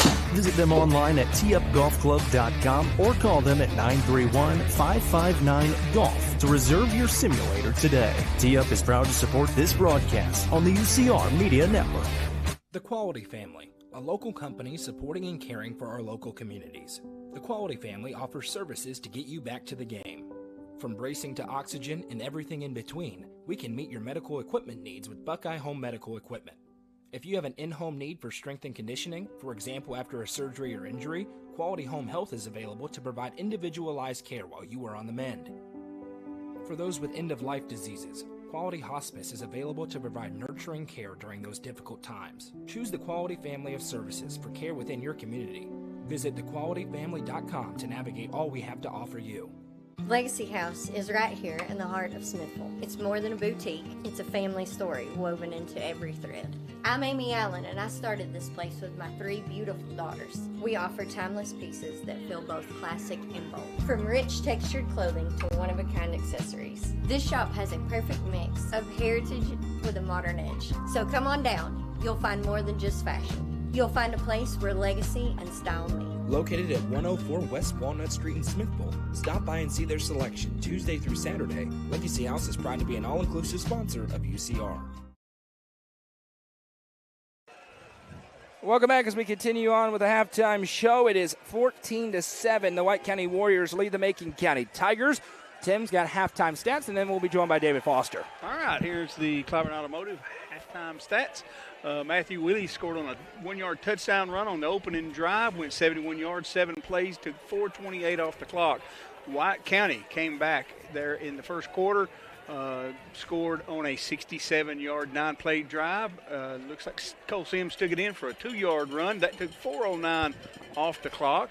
And with 3:22 to go in the half, Cole Sims once again took it in for 8 yards. That capped off a 30-yard, 3-play drive. However, that came on the heels of that drive started on a turnover by Macon County and 2 muff punts, and they finally capitalized on it. They had the ball for over 9 minutes in the second quarter because of those turnovers. Yeah, 3 total turnovers back-to-back is back-breaking. That's right. And Pinion passing is 1 for 2 for 5 yards.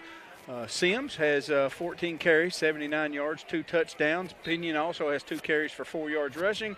And JoJo Dow with 1 carry for 5 yards. For Macon County, Matthew Wheely is 0 for 2 passing.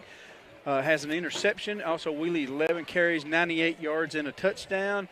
Xavier Bentley, 7 carries, 42 yards. Cooper Carlisle, 3 carries for just 10 yards here in the first half. Comparing the two side by side, Macon County 150 total yards, White County with only 93 total yards. That's because of the muff punts that just gave them the yardage. Macon County with 4 turnovers, and in the half, time of possession still goes to Macon County 13-19 to 10-41 to White County. Lot to clean up in the second half. You got the Macon County hit of the half presented by Johnson & Stone Insurance. I got one I'm going with for sure. White County goes into the Wildcat set. Host of Tigers get into the backfield to blow it up. Only a gain of a yard, which on that set with Lex Winfrey as the fullback, a big-time hit for the Johnson & Stone Insurance Macon hit of the half. And coming off the edge on that, I believe, was Braxton Crawford, but that thing was cleaned up by somebody on the inside. I didn't see the number there. Also, Bentley, let's throw an honorable mention there for Bentley carrying the ball. He had a tough run, lowered his head, and got it in. And we'll cut down to Coach Dodgens with David Foster. Yeah, Coach Foster here at halftime. Coach, your team leads 14-7 at the half. After Macon County's first initial drive, your defense has stepped in with some big plays. Talk about how your defense responded after that first initial drive.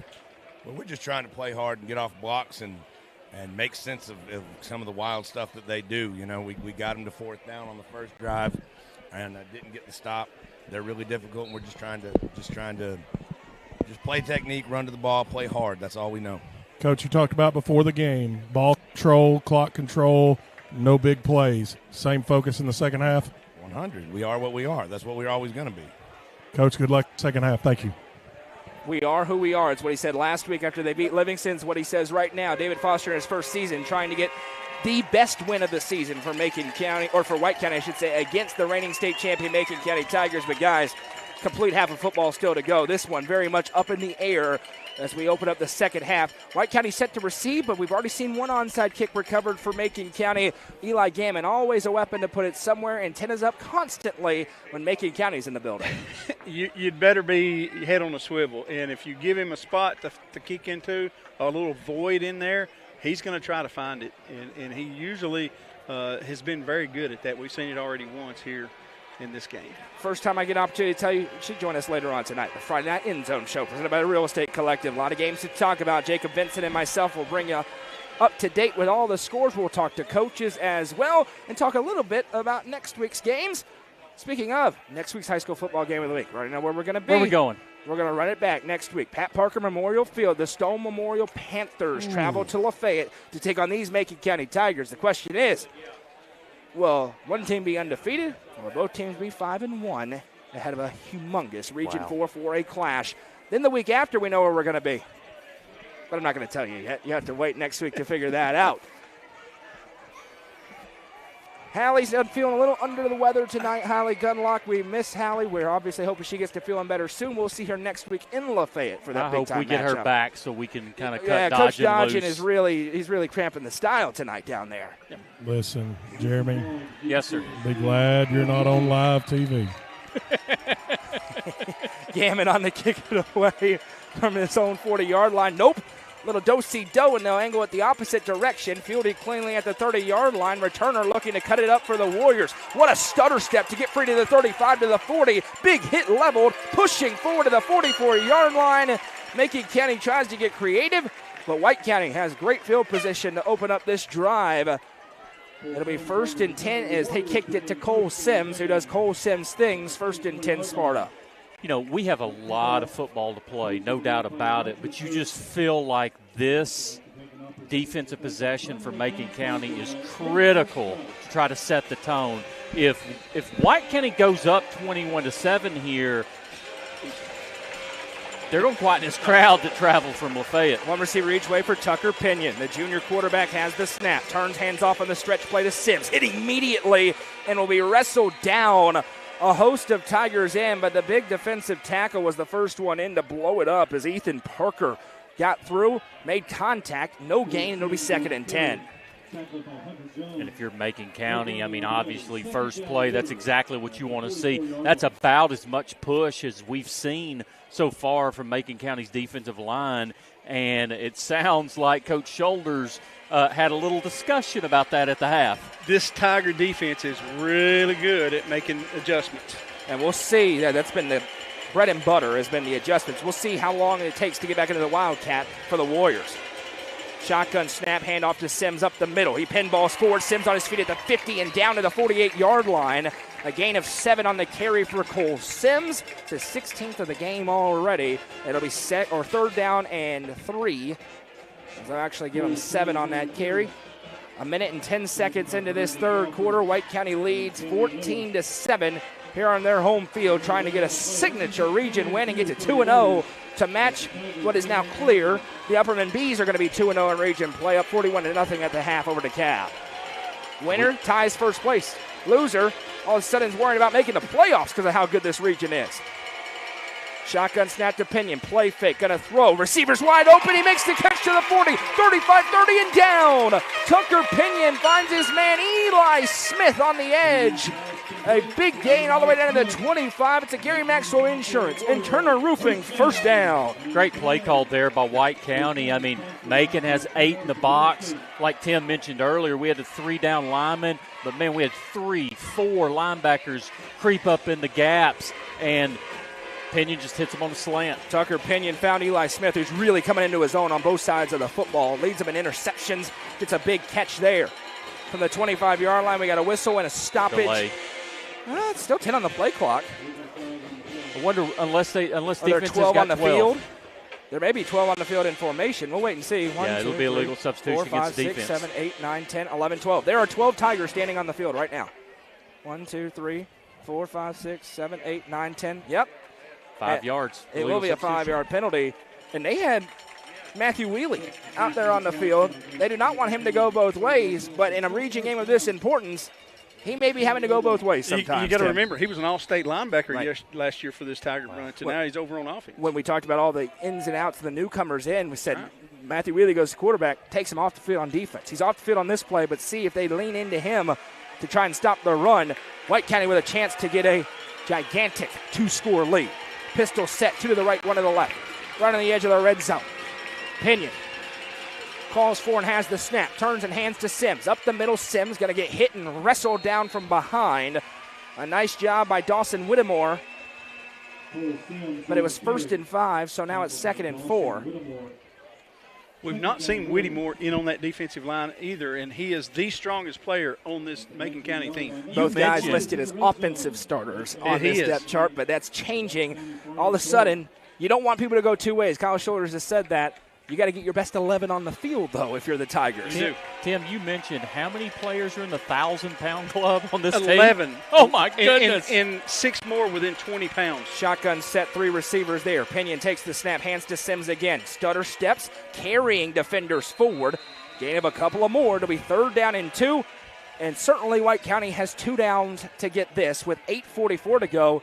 And the nature of this football game, possessions at a premium as time continues to run down. Okay, you mentioned it earlier, Noah, but if White County can find a way to put points on the board in this possession, Macon County is in a hole that they have not proven tonight that they can get out of. They scored on their first drive, have not sniffed a score since. The mob making a ton of noise. Low snap, Pinion has it. Quarterback keeper, he's got the first down and more to the 15. Tucker Pinion brought down at the 10-yard line. It's another Gary Maxwell Insurance and Turner Roofing. First down for Tucker Pinion. Number 3, named Pinion, looking like his brother on that carry. I think they're going to have a Pinion with White County football for the next 10 years. There's another one running around the middle school team and now. Listen, he is a heck of an athlete. It just is what it is.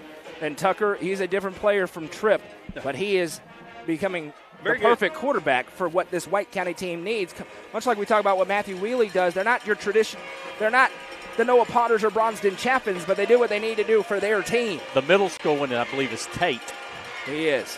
Low snap, Tucker has it, gives to Sims. He's blown up immediately. A host of Tigers in to make the stop. First one in, Dawson Whittemore again. He's going to play a lot of defense in this second half. It's 2nd and goal from back on the 13-yard line. Guys, the low snaps, if you remember back to the Cookeville game, hurt them on a drive. The low snaps are taking too long to get there, and Macon County's making huge adjustments. Sparta's had low snaps, and then they've had a couple that have just kind of floated in really slowly.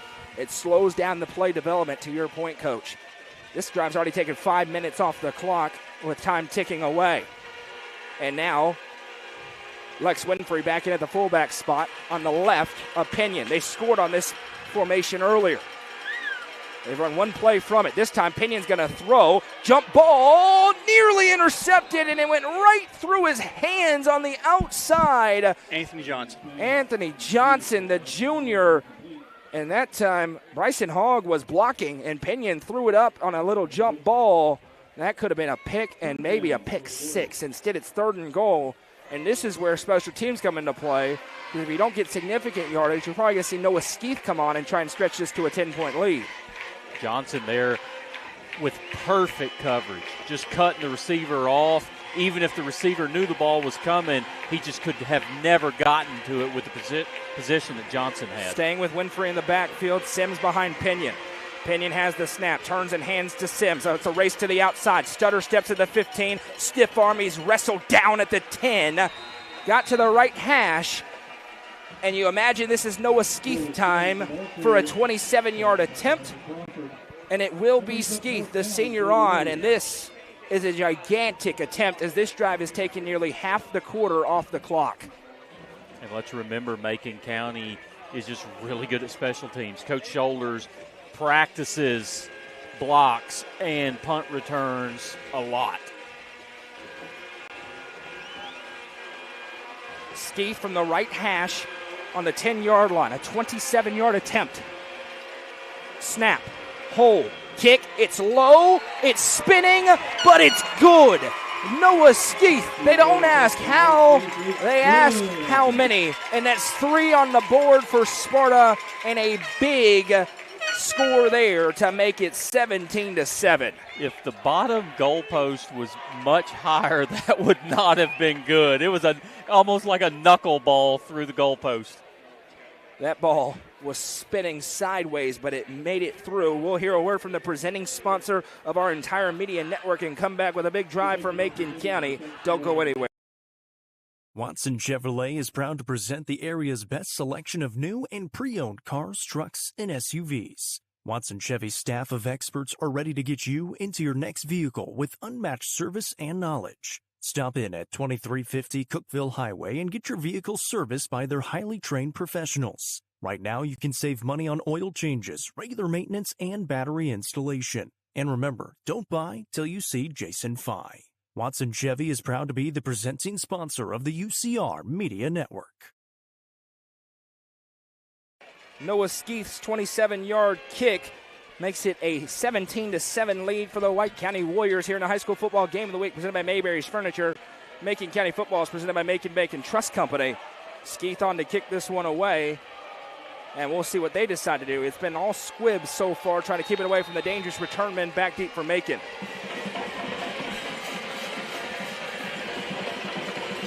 Skeeth jogs up, and it is another squibber right up the middle. It's going to be fielded on a bobble at the 20-yard line. Big hole that closes quickly, and now a huge pile up in Region 4 4A as Trey McClain on the return. 1st and 10 for Matthew Wheely and company from the 38-yard line, and 2 offensive fumbles, 2 muff punts. That was the story for Macon County. 4 total turnovers, now down 10. It's their largest deficit of the season, and it comes with 5:52 to go in the third. Tim mentioned that Coach Shoulders is one of the very best at adjustments. It's not really what you've been doing, it's the mistakes you've been making is why they're not in control of this game. 1st and 10, snap taking, going to play fake. Wheely keeps it himself over left tackle and dives forward. After a gain of 6, it'll be 2nd and 4. And the other thing, you're only guaranteed probably one more possession after this one with how the clock has drained. A little bit of urgency wouldn't be a surprise to see for the Macon County Tigers on this drive. Not built to go fast, but you saw Wheely sprint over to the sideline, sprint back into the huddle to get the play in as quick as possible. From the 45, working left to right. Wheely surveys the front, takes the snap. Going to give around the right side. Carlisle with a blocker in front. He'll get wrestled down as he passes midfield. It's another Modern Automotive Group. And Gary Maxwell Insurance, 1st down. Good block there on the edge. You know, a lot of people would fuss that, hey, that's a block in the back, but it's a continuous block. And that's one thing that the offensive player never let go of his block, so that's why it's not a block in the back. Macon County into White County territory on the 49 as the Warrior band making a ton of noise now to our left. He's got Carlisle with him in the backfield. The senior Wheely surveys the front, now has the snap. Going to keep it himself over right side. Big block for him. He pinballs forward. Shoulder trucks into a defender to the 40-yard line. Just short. Gain of 9. It'll be 2nd and 1. Great block by Owen Pitts up front, the tight end. He made a pancake block, sprung Wheely It's free. funny because I didn't know who 18 was. I just looked, and I have my thumb on Owen Pitts because he is the one that created that run and there. He did it on Big Hunter Broyles. He's one of the best defensive linemen in the classification. And it was really his first step where he got on the outside of Broyles there and didn't give any ground. To the left here, Carlisle gets a line to the left side of Wheely, 2nd and 1. Wheely has the snap. Waist high, going to keep it himself again on the read option around the left side. Wheely trying to stretch it. Now he's popped. Diving forward with a physical finish for Matthew Wheely. It's another Modern Automotive Group. And Gary Maxwell Insurance, 1st down, 4 minutes to play here in the third quarter. Macon driving down to the Sparta 32. And this is what we expect to see from a Macon County offense. You know, they're not losing yards, just kind of punching and bobbing and weaving, getting positive yardage every play. Under center in the eye. Melrose fans, shield your eyes, but this time Sparta a little bit more prepared for it. Still diving forward for a gain of 4 as the tailback. That's Xavier Bentley on the carry. It'll be 2nd and 6. Melrose had 0 chance. Melrose has not seen the I formation outside of Madden in their entire lives. They faked injuries to get a timeout because they didn't know where the strong side was. Melrose probably didn't know what huddle was. 2nd down and 6. Kyle Shoulders hasn't had many opportunities to get in his play calling bag. Now they'll send Xavier Bentley out wide. Carlisle in the backfield with Wheely. Snap taking, going to hand to him. Nice cut, then he's popped immediately. The White County front, which is so good, trying to bow up here in the high red area. To the 26-yard line, gain of 2. It's 3rd and 4. And it's 4-down territory, you would imagine, for Macon County the rest of the game, unless they get to about the 20 and stall out, and they could attempt an Eli Gammon field goal. Under center wing T time for Macon County on 3rd and 4. Wheely takes the snap, bobbles it awkwardly, and just has to eat it. Another mistake, and it's 4th and 4. And we'll see This is Eli Gammon range. You need points if you're the Tigers, but I think they're going to go on 4th and 4. And I think it's the right decision. I know Gammons has got a very strong leg, but that's a long high school field goal. It would be a 42-yarder from this spot if you attempt it. He's got the distance, but like you said, it's tough. This place about to get real loud real quick. One receiver each way for Wheelie. 4th and 4 for the Champ. Takes the snap around left side. Wheelie trying to stretch it. He's got the first down and more as he dives forward. They had to have it, and they get it. A Modern Automotive Group and Gary Maxwell Insurance. First down. As smart as Wheelie is with the football, I think people sometimes lose the fact that when he needs to turn the jets on, he can. He does have speed for sure. 1st and 10 upcoming here as White County tries to get a new lineman, Matthew Stoglin, in. But he's falling forward at the end of the play. And White County late to get off the field, but they do in time. Now wing T underneath on the belly. Bouncing off a tackler's Bentley. A lot of green grass. Bentley at the 15. Spins forward to the 10 and down. Xavier Bentley with a great cut. Gets inside the 10-yard line into the Citizens Bank red zone. It's going to be 2nd down and 1 upcoming here for the Tigers. 1:43 and counting to go in the 3rd. We've seen a couple runs with Bentley there, and he's used that spin move very effectively. Seeing a lot of the different formations for Macon on this drive. Under center again. Wheelie takes the snap, turns and heads to Flowers. Flowers gets hit, pinballs off a tackler. Brennan Flowers dives forward into the end zone. Touchdown, Macon County. Brennan Flowers says, "Get off me. I'm going to the end zone," and the Tigers back within a score. And let's just remember how critical these extra points are. It's a Macon Trousdale co-op score, and here comes Gammon for an extra point with 1:21 to go. A gigantic drive that takes 4+ minutes off the clock. They do have that urgency we talked about, and it ends with 6. Wheelie to hold. Snap is good. Hold is down. The kick is up, and remaining perfect on the season is Eli Gammon. 1:21 to go in the 3rd quarter. It's 17-14, kicking it on for the Tigers when we come back in the high school football game of the week, presented by Mayberry's Furniture on the Watson Chevy UCR Media Network. Tee Up is the Upper Cumberland's best indoor golfing experience. With 3 state-of-the-art golf simulators, you can work on some of the world's best courses, all in the comfort of their climate-controlled facility. Want to know where you can improve? See everything from club speed to spin rate in seconds. They also have plenty of other games to enjoy time with friends. Conveniently located at 141 4th Street in Baxter. Stop in. Visit them online at teupgolfclub.com or call them at 931-559-GOLF to reserve your simulator today. Tee Up is proud to support this broadcast on the UCR Media Network. Brennan Flowers with a touchdown run, and Macon County cuts back to within 3 points here on the road against White County. And now what will Eli Gammon do in the kicking game? Already has 1 onside kick today. And Coach Dodgen, you mentioned it off air, but on those outside runs, what is added to that and making that successful for Macon?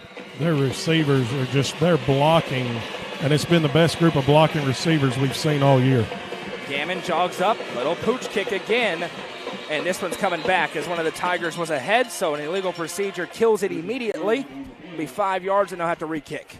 If you're White County, you have got to know he's trying, just like Tim told us on the opening kickoff, he's trying to 9-iron that ball in the open hole, and you've got to collapse on that. They seem to be just watching the ball a little too much. In high school, you see kickoff return teams, usually they line up in their spots. Right. This is it.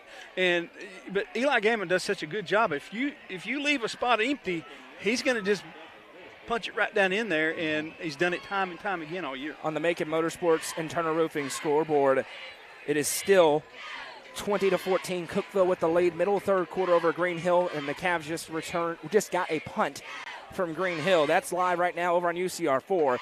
UCR 2 and 3 are absolute shellackings. Livingston rolling Pickett County, Upperman rolling DeKalb County tonight.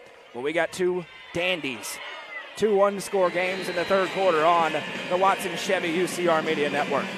From the 35, Gammon Now he'll pooch this one again over, angling right, fielded cleanly on the 38-yard line. Stutter stepping is Eli Smith. He pinballs forward, and this is great field position for White County on the 49-yard line, which I guess, guys, is the danger of those short pooch kicks. If you recover them, great, but now White County with a short field, and with how this quarter has gone, a touchdown could near insurmountable range for White County.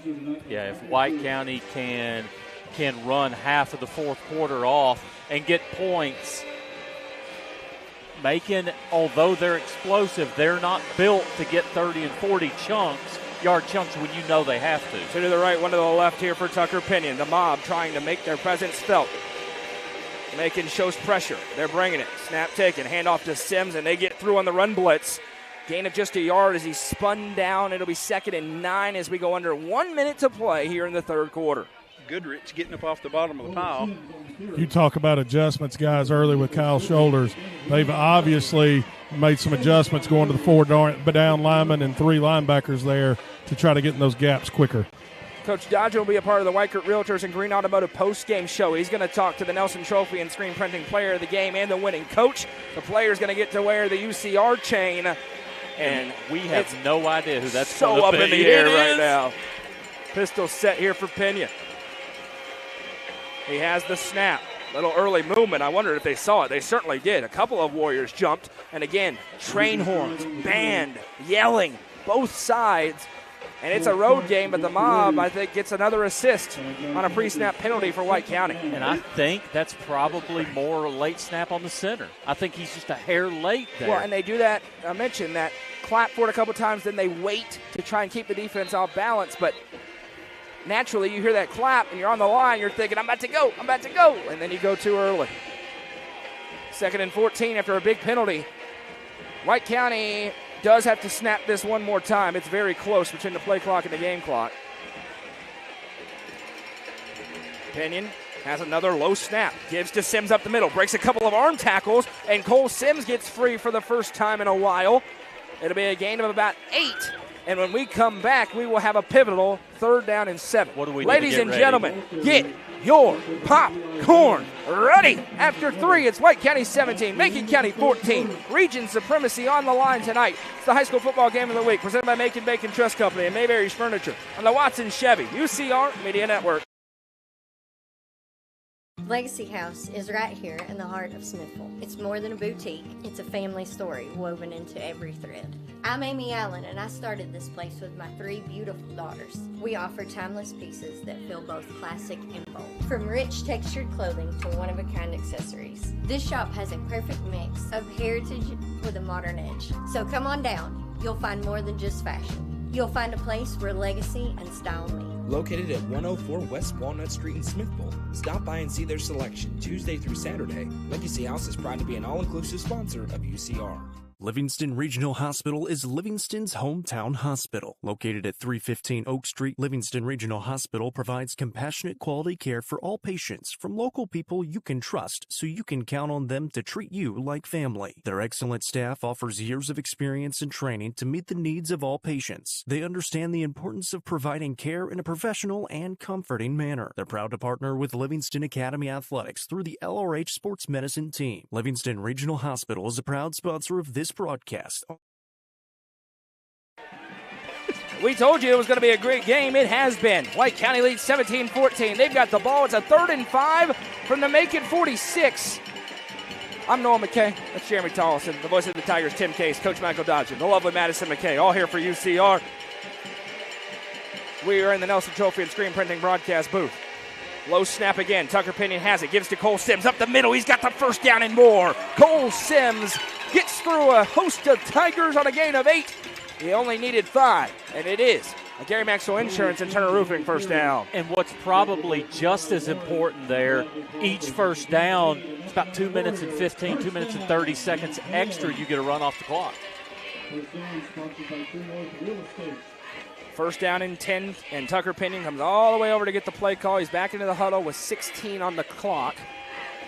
And they want to drain the clock and score a touchdown. They do that, it becomes very difficult mathematically for the reigning champs who haven't lost in 14 games.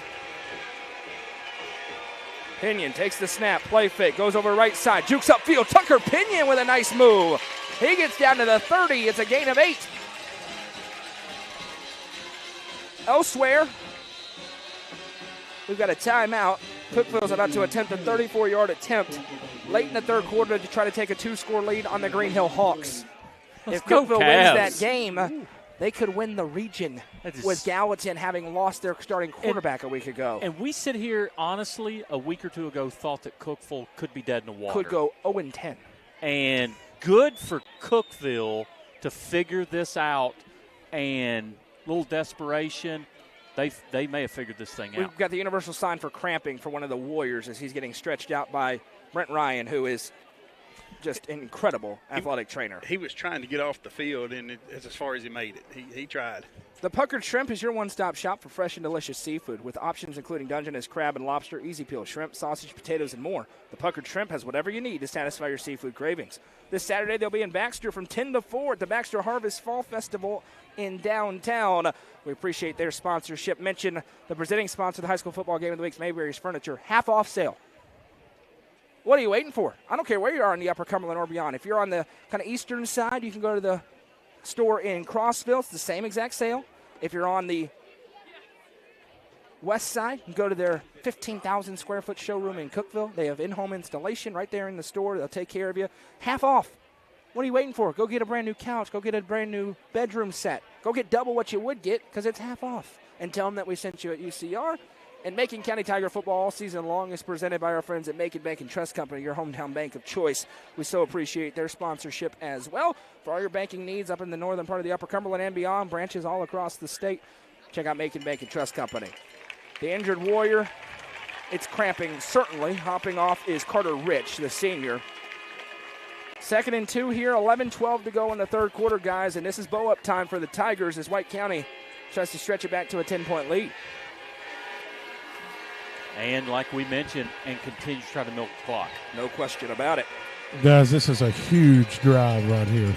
Cookville missed that kick just to wrap a bow on that one. Pinion motions a man across, takes the snap, going to toss it to JoJo Dowell. He jukes upfield at the 30. Dowell with speed at the 25, and he's just tripped up from behind. Whittemore maybe saved a touchdown, but not the first down as Dowell. That'll go down as a pass as it's tossed forward. And it is Gary Maxwell Insurance and Turner Roofing first down. That is the definition of shoestring tackle. And I'm telling you, if he gets by that, Cole Sims had set the edge. And I'm telling you, Dowell would have slid right behind him for a score. That was an unbelievable shoestring tackle. Dowell doesn't get as many touches as maybe you expected earlier in the year because of how good Cole Sims has been. But he can be a game breaker. 1st and 10 from the 21-yard line for the Warriors. Here comes the pressure from Macon County. Sims makes one man miss. It'll be wrestled down. That was engage 8, send everybody, and the Tigers get through for a loss of a yard. And you almost don't really have an option if you're this defensive coaching staff. You've got to find a way to get in the backfield on early downs. Yep, Hunter Jones is coming from the middle linebacker. I think he shot the A-gap right there in close, and him and Warner just had him before he had a chance to go anywhere. And we talked Whittemore in there, and Matthew Wheely is out there at the linebacker spot. Gavin Johnson in there on that defensive line as well. Yeah, you have to have him. The whole not going to go two ways does not last in Region 4-4A. 2 to the left, 1 to the right. Sims in the backfield with Pinion in the shotgun. Pinion on the speed option around the right side. Dangerous pitch, one-arm catch for Cole Sims. It's going to go down as a gain of 1. That was nearly disastrous for White County. Sims somehow snagged it with one hand from behind on a decision the quarterback probably wants to have back. They end up giving him a gain of 2. Right at the 20-yard line, it'll be 3rd down and 8. That was almost a disaster for Sparta. And Hunter Broyles had to come out. Helmet comes off. That's a big loss on this 3rd down for White County. If that ball hits the ground, I mean, very easily could have been a scoop and score for Macon County. And that's why you're telling Pinion, wow, you got to just tuck it and dive forward, try to get some yards. That was almost disastrous for White County. They run the play clock down to 14 before breaking the huddle. What will they go with here? It is not the Wildcat. One receiver to the right, 2 to the left for Pinion. The mob's going nuts. Pinion has a good snap, drops back, pump and go, fires the jump ball, looking for Hogg, can't make the catch, almost got it with one arm. In coverage is Trey McLean. And now it's 4th and 8 in no man's land from the 20-yard line for White County. Great coverage there by Macon County secondary. Great coverage. McLean fought that all the way, man. He's made some good plays back there this year. Hogg almost found a way to catch that, and they're going to attempt a kick.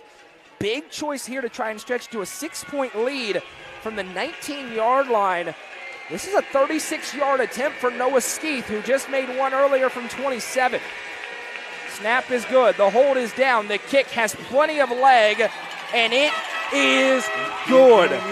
The senior kicker, Noah Skeeth, puts it through from 36 yards out, and with 9:13 to go in regulation, White County leads 20-14. This is the high school football game of the week presented by Mayberry's Furniture on the Watson Chevy UCR Media Network. The Quality Family, a local company supporting and caring for our local communities. The Quality Family offers services to get you back to the game. From bracing to oxygen and everything in between, we can meet your medical equipment needs with Buckeye Home Medical Equipment. If you have an in-home need for strength and conditioning, for example after a surgery or injury, Quality Home Health is available to provide individualized care while you are on the mend.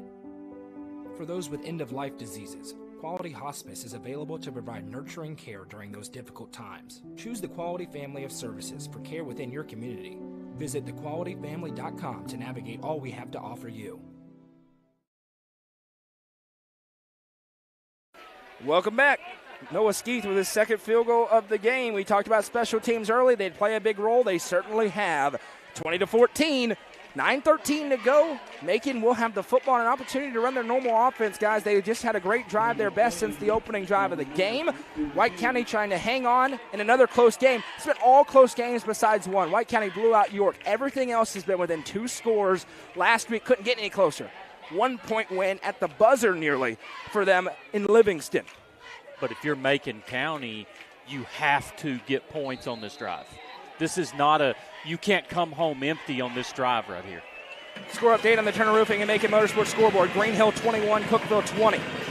Skeeth with a low squibber. This one pops into the air. It's going to be touched down at the 15. Now setting up a return to the 20, 25. And now being ridden down is the return man for Macon County, Cameron Miller, the junior. And here comes Matthew Wheely and company. Brennan Flowers scored on the last drive on a touchdown rush. They'll have it 1st and 10 from the 33. One thing I want to say before we ever kicked off, we didn't really know what this game was going to look like. And we didn't know how good Macon was, how good White is. Both of these teams are good football teams. Two good they front are good. 7 on both sides. Shotgun snap, handoff to Cooper Carlisle, and he is cut down as he crosses the line of scrimmage. Got forward for a couple. It'll be 2nd and 8. Seeing them mixing in Carlisle and Xavier Bentley. Carlisle comes out as Bentley checks back in here. 8:48 and counting to go. It's getting late in a hurry. Both teams have all 3 timeouts remaining.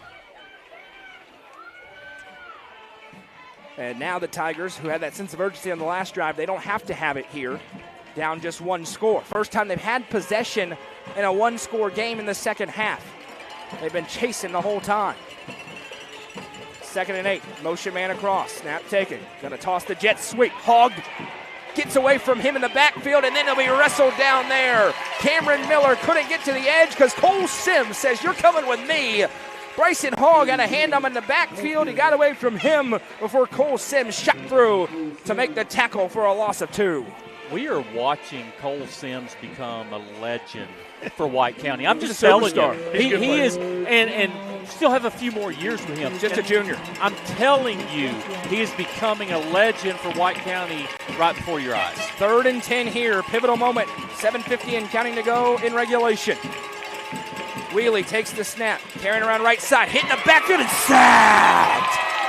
Taken down by Hunter Broyles, the senior defensive lineman. Huge loss, and the Tigers will have to punt it away.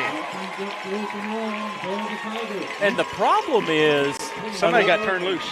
They were trying to stretch it to the edge, and Broyles just swam past his man. And in a foot race, they're leaving the offense on the field for now. I'd be stunned if they go for this, guys. No. Stunned. Wheelie could kick this. Brennan Flowers with him in the backfield. I expect that to happen here. And it will. He'll boot it away. Nobody deep for White County. It takes a Macon roll inside the 30-yard line to the 28, where it'll be touchdown with 6:58, make it 6:56 to go in regulation. And how about the Sparta defense bowing up for a huge 3-and-out stop? Unbelievable. But the problem for Macon County is this is not the offense you want to have to punt to with 6:56 left in the fourth quarter, because they are very capable of scoring 0 points and running 6 minutes and 56 seconds off the clock. And Jeremy, not meaning to interrupt you there, but Macon County let 4 precious seconds go off the clock trying to down it. 100%. 1st and 10, White County from their own 28-yard line. They lead by 6 on the reigning state champions. They haven't been beaten in 364 days. 4 down front for the Tigers. Motion man is Dowell. Pinion takes the snap, going to give to Sims. Sims hitting the backfield immediately and wrestled down there. First one in is big number 40. That's Gail Sanchez, the junior. Loss of a half yard. It'll be 2nd and 11. And they just stacked everything up the middle. Linebackers was bunching up in there and gave him nowhere to go. We mentioned this is a White County team that have been in dogfight after dogfight. This is the first close game. First time Macon's had to play into a fourth quarter this season. How will that play a role? Right now, if White County's trying to milk the clock, they're not wanting to throw this ball. 10 seconds on the play clock. They may have to. They break the huddle with 10 seconds, as Coach Dodgen says. One receiver each way. Pinion in the pistol. Sims behind. We got early movement again. The right tackle jumped early as Stoglin got a little ahead of himself. And again, it is a calculated risk to have the delayed snap on the claps. He's jumped on the claps. They're waiting. That's a big penalty. It'll be 2nd and 16. I know this doesn't sound like much, but this clock will start on the ready. That's an additional 25 seconds that you get to run off the clock. I know you don't want to lose the 5 yards, but these seconds are precious right now too. Yeah, the clock is running. It's Tucker Penny. He's going to have to hurry up. And more confusion for White County. They're going to have to burn a timeout. 10 seconds on the play clock as their personnel was not correct. 8 as they break huddle. 4 seconds. There's no chance they get this snap off. Pinion calls for, gets the snap way too late. Delay of game. Took a long time. Coach Foster recognized that he decided the timeout is more valuable than the 5 yards. It'll be 2nd and 21, and that'll whip the mob into more of a frenzy. And for the record, the clock does not start on the ready for play after a delay game. And if there has been one common issue for White County tonight, it's been that, getting in and out of the huddle, getting the right personnel onto the field. And it's already down to 16 seconds on the play clock as Pinion just now gets into the huddle. Make it 14. 2nd and 21. And now a punt doesn't give you much of anything good from White County. Pinion has the snap, gives to Sims over left tackle. Sims looking to cut it upfield. There he goes. Sims with a stiff arm. He's being ridden out of bounds. And he got all those penalty yardage back and then some on a gain of about 16. Make it 13. It'll be 3rd down and 7. That makes it 3rd and possible for White County. He carried Miller for 8 yards. Cole Sims is having a dominant football game tonight. And it was tackled out of bounds. So huge break there for Macon County as they try to just hang on to any precious second they can. Guys, Tucker Pinion's probably ran 3 miles on the offensive side of the ball tonight. Having to come get the play call and then back in as they're on that far hash. 5:36 and time stopped as he went out of bounds. Pinion calls for the snap on 3rd down. Play fake. Going to keep it up the middle. There goes Tucker Pinion. He's got the first down. Pinion shoulder chucks forward on a gain of 10 to Gary Maxwell Insurance and Turner Roofing, 1st down. And it's not right now, but Coach Shoulders now has to wonder when he's going to use these timeouts because, like I said, 2.5 minutes every first down you get. They get another first down, you have to start using your timeouts. Without guys that can stretch the field like the Borders twins, you're going to have 2.5 minutes on the drive. Exactly. At least. On the Macon Motorsports and Turner Roofing scoreboard, Grundy County leads York Institute 22-14 at the beginning of the 4th quarter. Here it's 1st and 10, under 5 minutes to play. White County leads by 6 with the ball. Macon shows pressure again. Pinion going to keep it himself. He's hit immediately. How about the strength from Tucker Pinion? Gets 2 extra yards after contact as he'll be brought down there as he went head-to-head with Eli Warren in the gap. It'll be 2nd and 8, and no timeout yet for Kyle Shoulders, but certainly any other first down, he'll have to start burning them. What's funny is you see Pinion or Wheatley or Sims, all of them lean forward when they get hit. Just a sign of a good running back. Lean forward, turn those legs. And how about the Warriors? It was 2nd and 21. They convert on 2 plays to move the chains. Now they've got a 2nd and 8. They break the huddle with 4:19 to go here in the 4th and final quarter. Pinion has the shotgun snap. Quarterback keeper on the left side. It's Tucker Pinion time to the 45 and down. He moves the chains on another Gary Maxwell Insurance first down. Tucker Pinion around left end. We'll go under 4 to play before this next snap. Gut check time right here for the offensive line for White County. They've been out there a long time playing both ways. It's gut check time for Macon County. It's their first test, and right now it's the Warriors trying to close out a signature victory as they continue to impress. 2 to the right, 1 to the left for Tucker Pinion. Has the snap with 8 on the play clock. Hands to Sims. Sims up the middle, carrying defender to the 45. Gain of 3. 2nd and 7. Still no timeout from Kyle Shoulders yet. As we go under 3.5 to play. What a game, fellas. This has been unbelievable tonight. If White County can find a first down here, Coach Shoulders going to have no choice. Yeah, mathematically, he'll have to take a timeout at that point. Now, he is correct, as he usually is analytically. You want to keep your timeouts as long as humanly possible.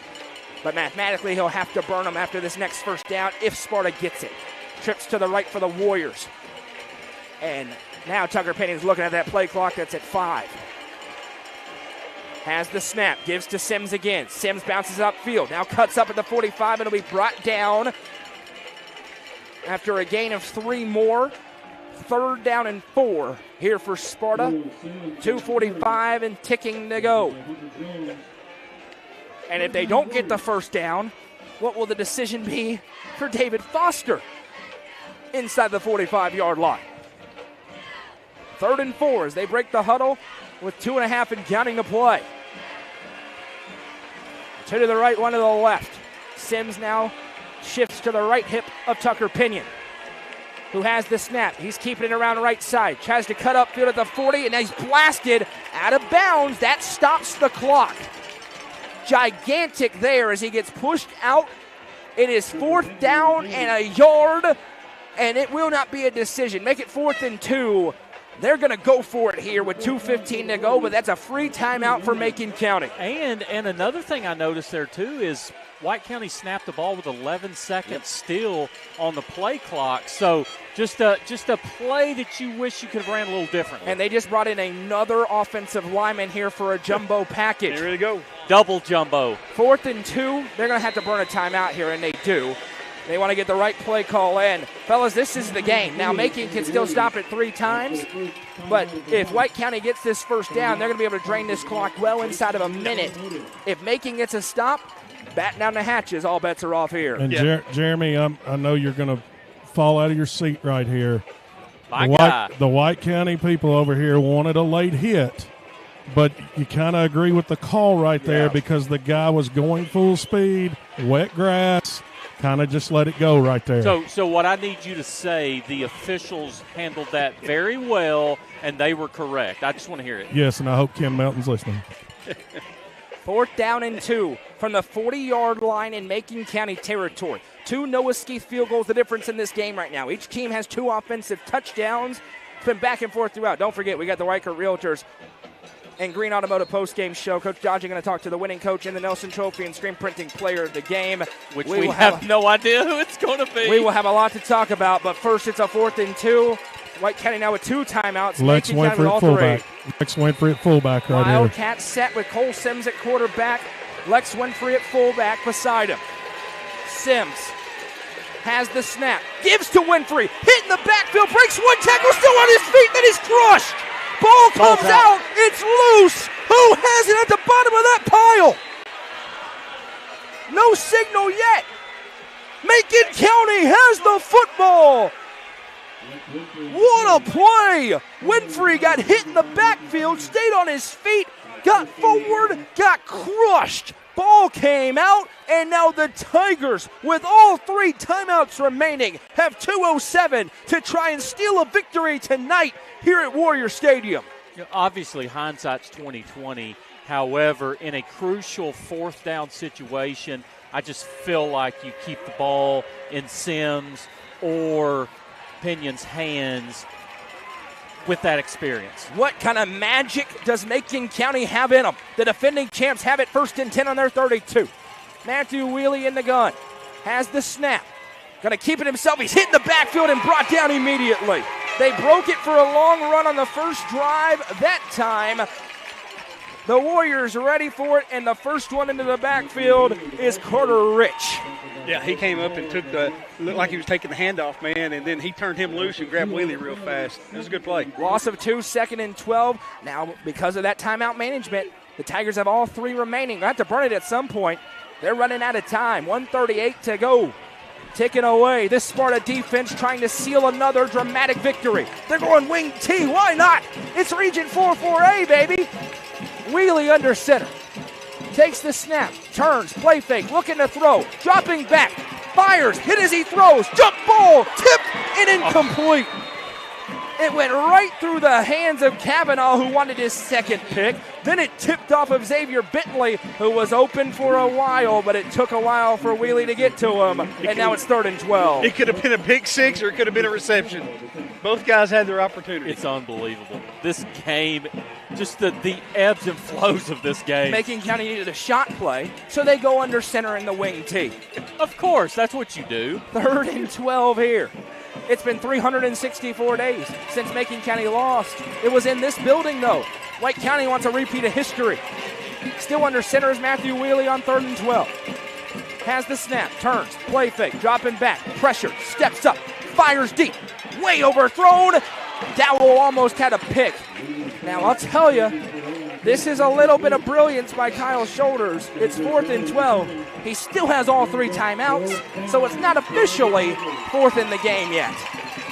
Macon County is not at their best when they have to pass the football, and the defense knows that you have to pass the football. And credit the Sparta defensive backs. There was questions entering this season about them. They have been stuck like glue to these Tigers offensive receivers. 12 on the play clock. You cannot burn a timeout here if you're Macon County. Down to 8. The crowd making a ton of noise. 4 seconds.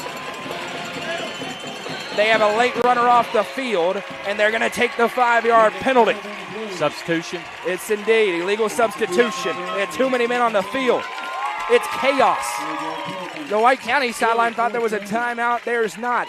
What's better than this? This is why you're here. This is why you're watching. This environment is unhinged. Now it's 4th and 16. 17. 4th and 17, make that. 1:10 to go. And nobody noticed, but 3 seconds ran off the clock.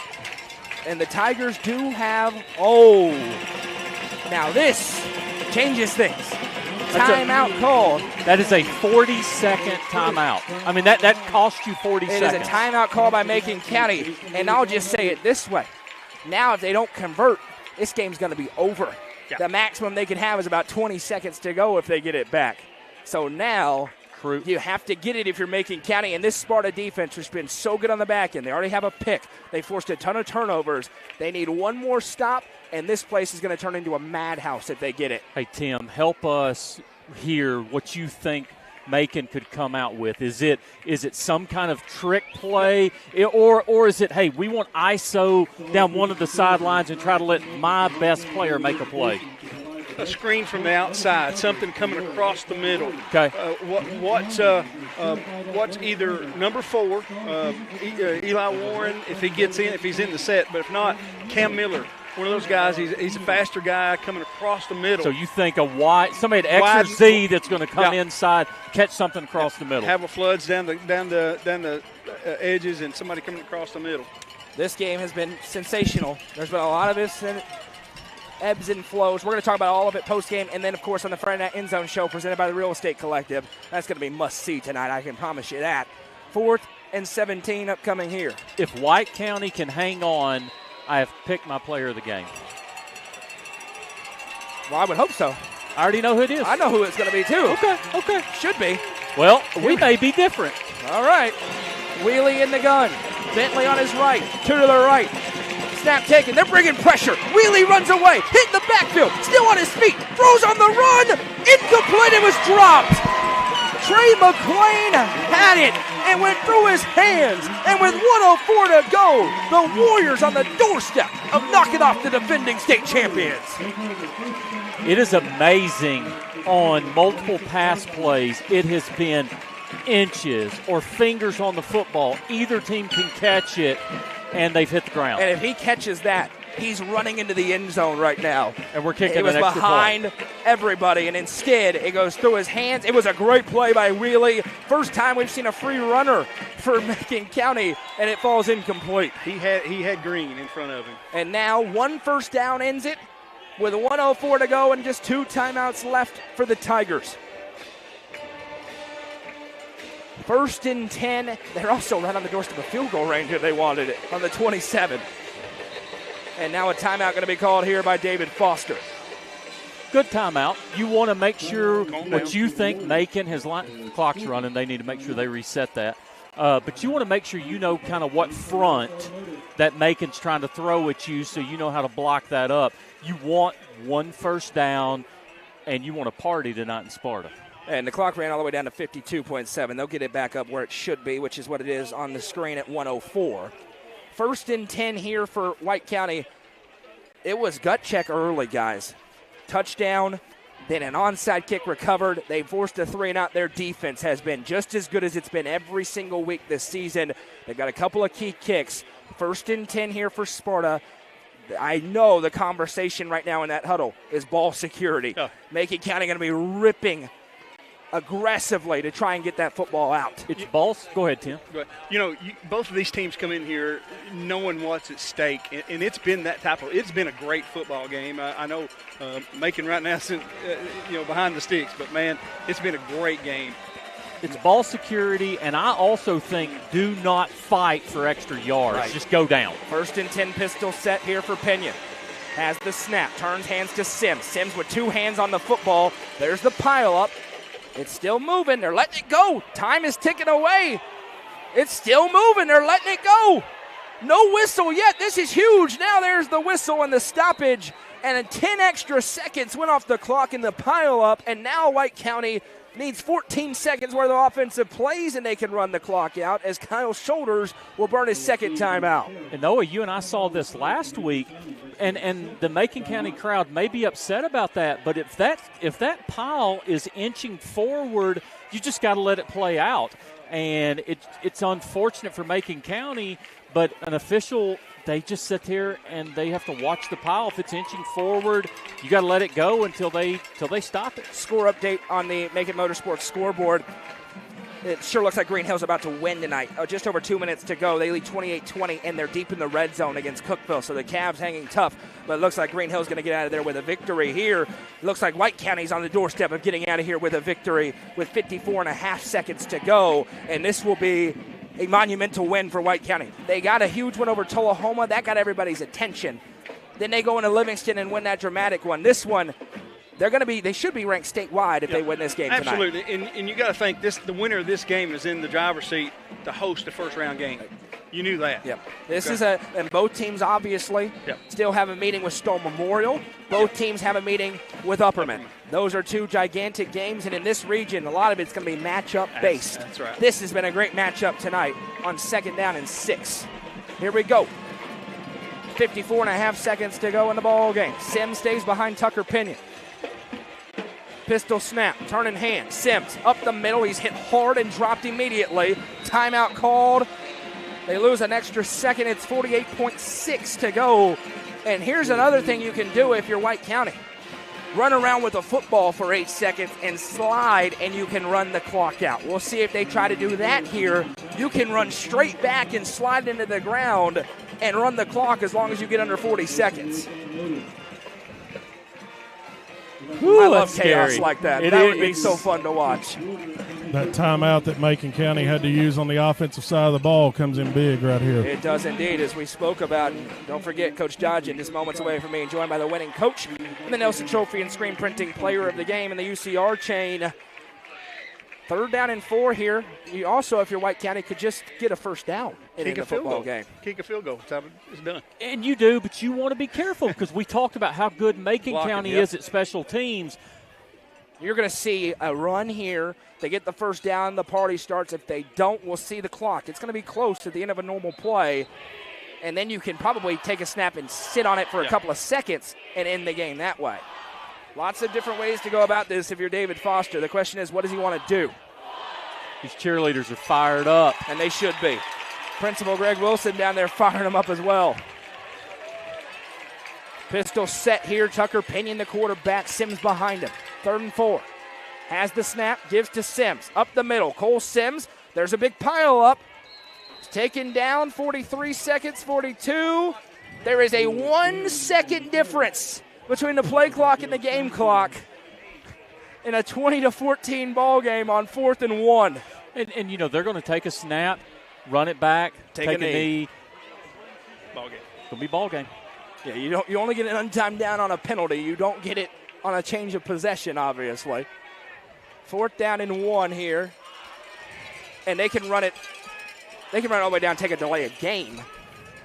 With there's exactly 1 second difference between the game clock and the play clock here. I'm not sure. Coach Foster may be calling a timeout. He will. He does right at 2.3 seconds to go, and the party already beginning for White County. And this is a monumental win for them. We talked about how both teams can leave here with a lot of confidence if you win it. This is a marquee win for a Sparta team that not many people gave a huge chance to be competitive this year. Not only are they competitive, they're becoming one of the state's best. And listen, White County's in a great spot to win this game, but crazy things happen, and we need to hold on for a second before we start shooting fireworks. Well, got to finish you it. also got, we've talked about it all night, guys, the snap back to Pinion. He's not gone under center all night. Do you take that chance? 2.3 seconds on the clock. Sparta leads by 6. The football gods are weird. If you get a gotta good be snap, careful. you just got to stand there for 2 seconds. You take a knee, you win.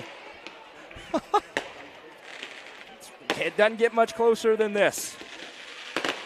Offense on the field for White County. Pinion in the pistol. Has a good snap. Is going to hand to Sims over to the left side. Sims breaks a tackle. Cole Sims with the exclamation point. Touchdown, White County. Warriors win. Why not add 6 more on 4th and a yard? Final score tonight at Warrior Stadium. White County 26, Macon County 14, and the Warriors defeat the reigning state champions in dramatic fashion tonight. We welcome you into the Whitekirk Realtors and Green Automotive postgame show. Don't forget, Coach Dodgen going to be joined by the Nelson Trophy and Screen Printing Player of the Game and head coach David Foster. It is the best win of the season for White County. It's a gigantic win. They end the 14-game winning streak for Macon County. And Jeremy, no ifs, ands, or buts about it. Similar to what we said after the Cookeville game, the Warriors earned this victory tonight. Absolutely, and we go back and talk about how good the Cookeville win was. And then you and I weren't there to see it, but then the Tullahoma win. And then this one just adds to the resume. This is a unbelievably big win for White County, and they're going to be partying tonight in Sparta. They are going to be partying tonight in Sparta. A huge win for them. They now run their winning streak up to 5 games. Macon County falls to 5-1 on the season. We're going to talk about all of it. Obviously, we mentioned the interviews coming, so let's get to that first. It's time for the Nelson Trophy and Screen Printing Player of the Game. Jeremy, you said you knew who it was going to be. Who's it going to tonight? Sometimes I throw out an honorable mention, and I want to mention that I felt like that Tucker Pinion handled the offense really well tonight. I thought he ran the football as good as he has all year and picked up some crucial yards when it was needed, threw a really big pass when Macon blitzed. But I'm telling you, Cole Sims has turned into a stud. and he is cementing his legacy here at White County. And there's no doubt that Cole Sims is player of the game tonight. Cole Sims is indeed the Nelson Trophy and screen printing player of the game. We appreciate Weichert Realtors for being the presenting sponsor of the postgame show and the high school football game of the week. They're your real estate experts across the Upper Cumberland. We certainly appreciate them for doing that. And, you know, a lot to get into in this game. Obviously, Coach Dodge, I'm going to talk to Cole Sims and David Foster when they break that postgame huddle. The streak continues for White County. I think this is maybe the most impressive thing for me out of this game. It's a Macon County offense. In their complete games, have scored at least 35 points in every game. Sparta continues to not have allowed more than 2 scores in any game this season. The defense for White County is absolutely propelling them to victory after victory. Another 2-score win. They've only blown out one team, but you don't have to when you run the football and play great defense, Jeremy. I'm telling you, and you and I mentioned it, but we were impressed with the Cookeville game. We see the score at the Tullahoma game. They sneak out a victory last week at Livingston, but they've been tested, and we talked about it. This is one of the very first tests that Macon County has had, and listen, they put up a fight, but White County's just been in that situation just a little more this year, and they were ready for it and just made the play when it needed to be made. It's absolutely gut check time for the Macon County Tigers. Listen, they have rolled through 5 games. We understand Westmoreland's turning into a pretty good football team. It has not been a difficult schedule for a team the caliber of Macon County. Not to take anything away from what they've done. They earned those wins. You can only play the team across from you. But now, Tim, you see, if you're the Tigers, how you line up against a team of high caliber in the region. Going to have to go back to the drawing board and figure out how to make things work. And, of course, we'll be joined by Michael Dodge. And doesn't get easier next week. A really explosive, different challenge, but a very explosive Stone team next week. Be interested to see how these Tigers respond. Lost 2 games a year ago. We know what they did. Season's not over, but it's gut check time for Macon County. First test for the Tigers was tonight. You know, we came into this season in a different location than, say, an Upperman or other teams. You know, they've got all their pieces in place. Macon County, what do we have after last year's bunch left? So, you schedule something where you can get guys in place, where you can figure out what you got, and by the time you get to this game, you want to be able to – now, listen, Macon County played pretty well tonight. They did. But they made some mistakes in the first – those 4 turnovers. Yep. You know, it started with a fumble on a drive that Macon County was going down to capitalize on, and then 2 back-to-back muff punts. Right. And it gives – that's a 14-point swing in a game. And then you come out in the second half, give credit to White County. They did what they had to do. They controlled the ball, controlled the clock. They did everything. They are who they are. And that's exactly what the coach said. Coach Foster said that at halftime, and I agree that they are what they are. And Macon County just couldn't overcome the hole that they put themselves in early in the game. Now, did we learn something tonight? Macon County's got a pretty good offensive line. No question about it. White County's got a great offensive line. I mean, when you get into these tough physical games, it comes down to mistakes. Macon County made too many to win this football game. And one thing that is certain at the 6th-game mark in the season, when you face the White County Warriors, you are going to face a physical football team. I'll remind Coach Dodge to get a picture of Cole Sims in that, and then we'll send it down to him. We need a picture of Cole in the chain. White County is who they are. They believe in their identity because it's who they are. They're going to run the football, and Coach Dodgen with the tailback for the White County Warriors, Cole Sims, the Nelson Trophy and Screen Printing Player of the Game. Our Nelson Trophy Screen Printing Player of the Game tonight is Cole Sims. Cole, talk about the progression of this team from game 1 till now and how you guys battle on both sides of the football. Bought in. Everybody's bought in. We got a lot of two-way players, but put in the work in practice and it translate into the game, and it's great feeling. Cole, you're carrying the ball almost 25 to 30 times a ball game, a big workhorse for the Warrior football team. Talk about your preparation, not only in season but off season, to be prepared to carry the football 31 times a game. A lot of ice baths, working out, all that stuff like that. That new machine Coach Dodgen got you? Coach Dodge over here got some leg massagers. Cole, tonight, big offensive runs for you on the long third, and I think it was 2nd and 21. You pick up 14 yards to put your team in a position to pick up a first down to keep running the clock. Talk about that play right there. Oh, that play changed the game. I mean, if we don't get that first down right there, they get the ball on the 50-yard line or wherever we were and go and punch it in. Yep. Congratulations, Cole. Enjoy this. Congratulations on being the player of the game. Thank you. And we continue on with Coach David Foster here in just a moment after Coach Dodgen gets the UCR chain back. You get the player of the game, you get to rock the UCR chain, and certainly Cole Sims earned the right to rock that chain tonight, guys. Physical running throughout. You mentioned it. Emerging as a superstar. Remember, as a freshman, really on the basketball team, he made his mark.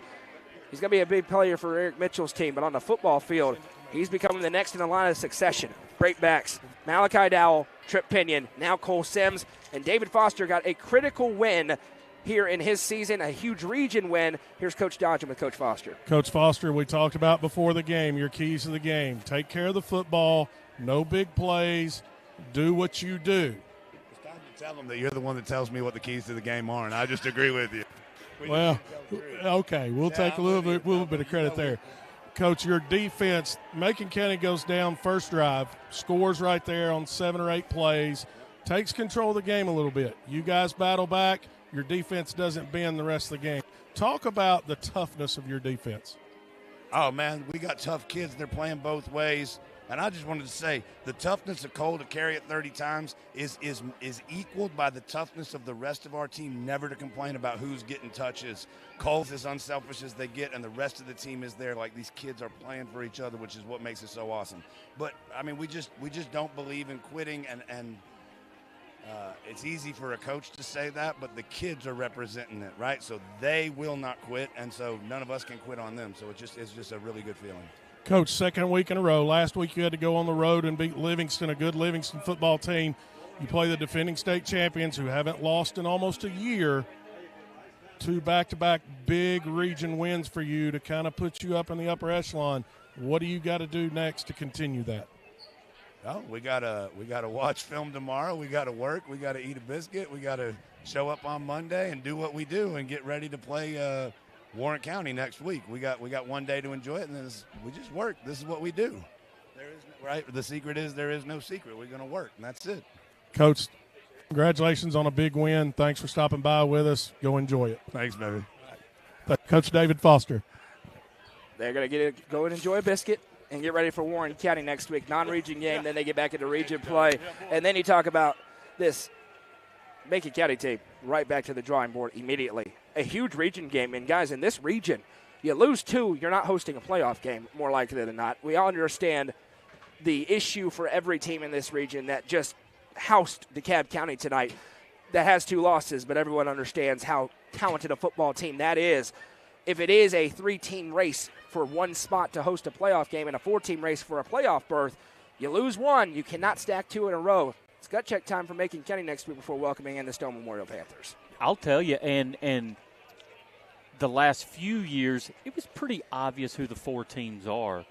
But you have Livingston. Absolutely. That basically says, you know what? You mess up, we're going to steal this playoff spot. Well, here's the thing. I don't even think it's stealing if you're talking about Livingston Academy. They were up with a minute to go on this White County team last week. That is a Livingston team.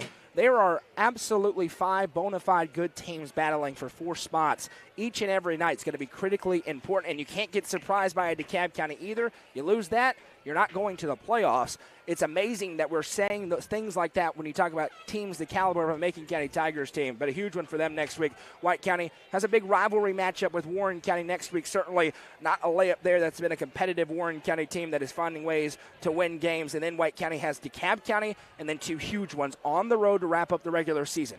In Baxter against the Upperman Bees, and then at Stone Memorial in Week 11 to round out the regular season. We're going to talk about this game and every other game around the area tonight coming up around 11 o'clock, maybe a little bit earlier than that tonight on the Friday Night End Zone Show presented by the Real Estate Collective. Myself and Jacob Vinson take a look around the scoreboard, talk to coaches, and have a lot of fun. That'll be live on the UCR Facebook page as soon as possible. White County runs their winning streak to 5 games. They knock off Macon County tonight by a final score of 26-14. We'll remind you to keep your eyes on UpperCumberlandReporter.com for the latest coverage of high school sports throughout the area, including coverage of Gordonsville's victory over Jackson County tonight, top area performers, the scoreboard, and so much more. Goose does a great job keeping the website up to date. Join us Tuesday night for the Tuesday Night Football Show live from the rooftop of Fire and Vine. And then next week, Friday night, from Pat Parker Memorial Field, as these Macon County Tigers welcome in the Stone Memorial Panthers in a huge Region 4 4A matchup. I'm Noah McKay. For Jeremy Tollison, the voice of the Tigers, Tim Case, Coach Michael Dodgen on the sidelines, the lovely Madison McKay producing things, Easton Tollison doing all sorts of crazy stuff and beyond. Once again, your final score tonight, White County 26, Macon County 14. Have a great week, everybody.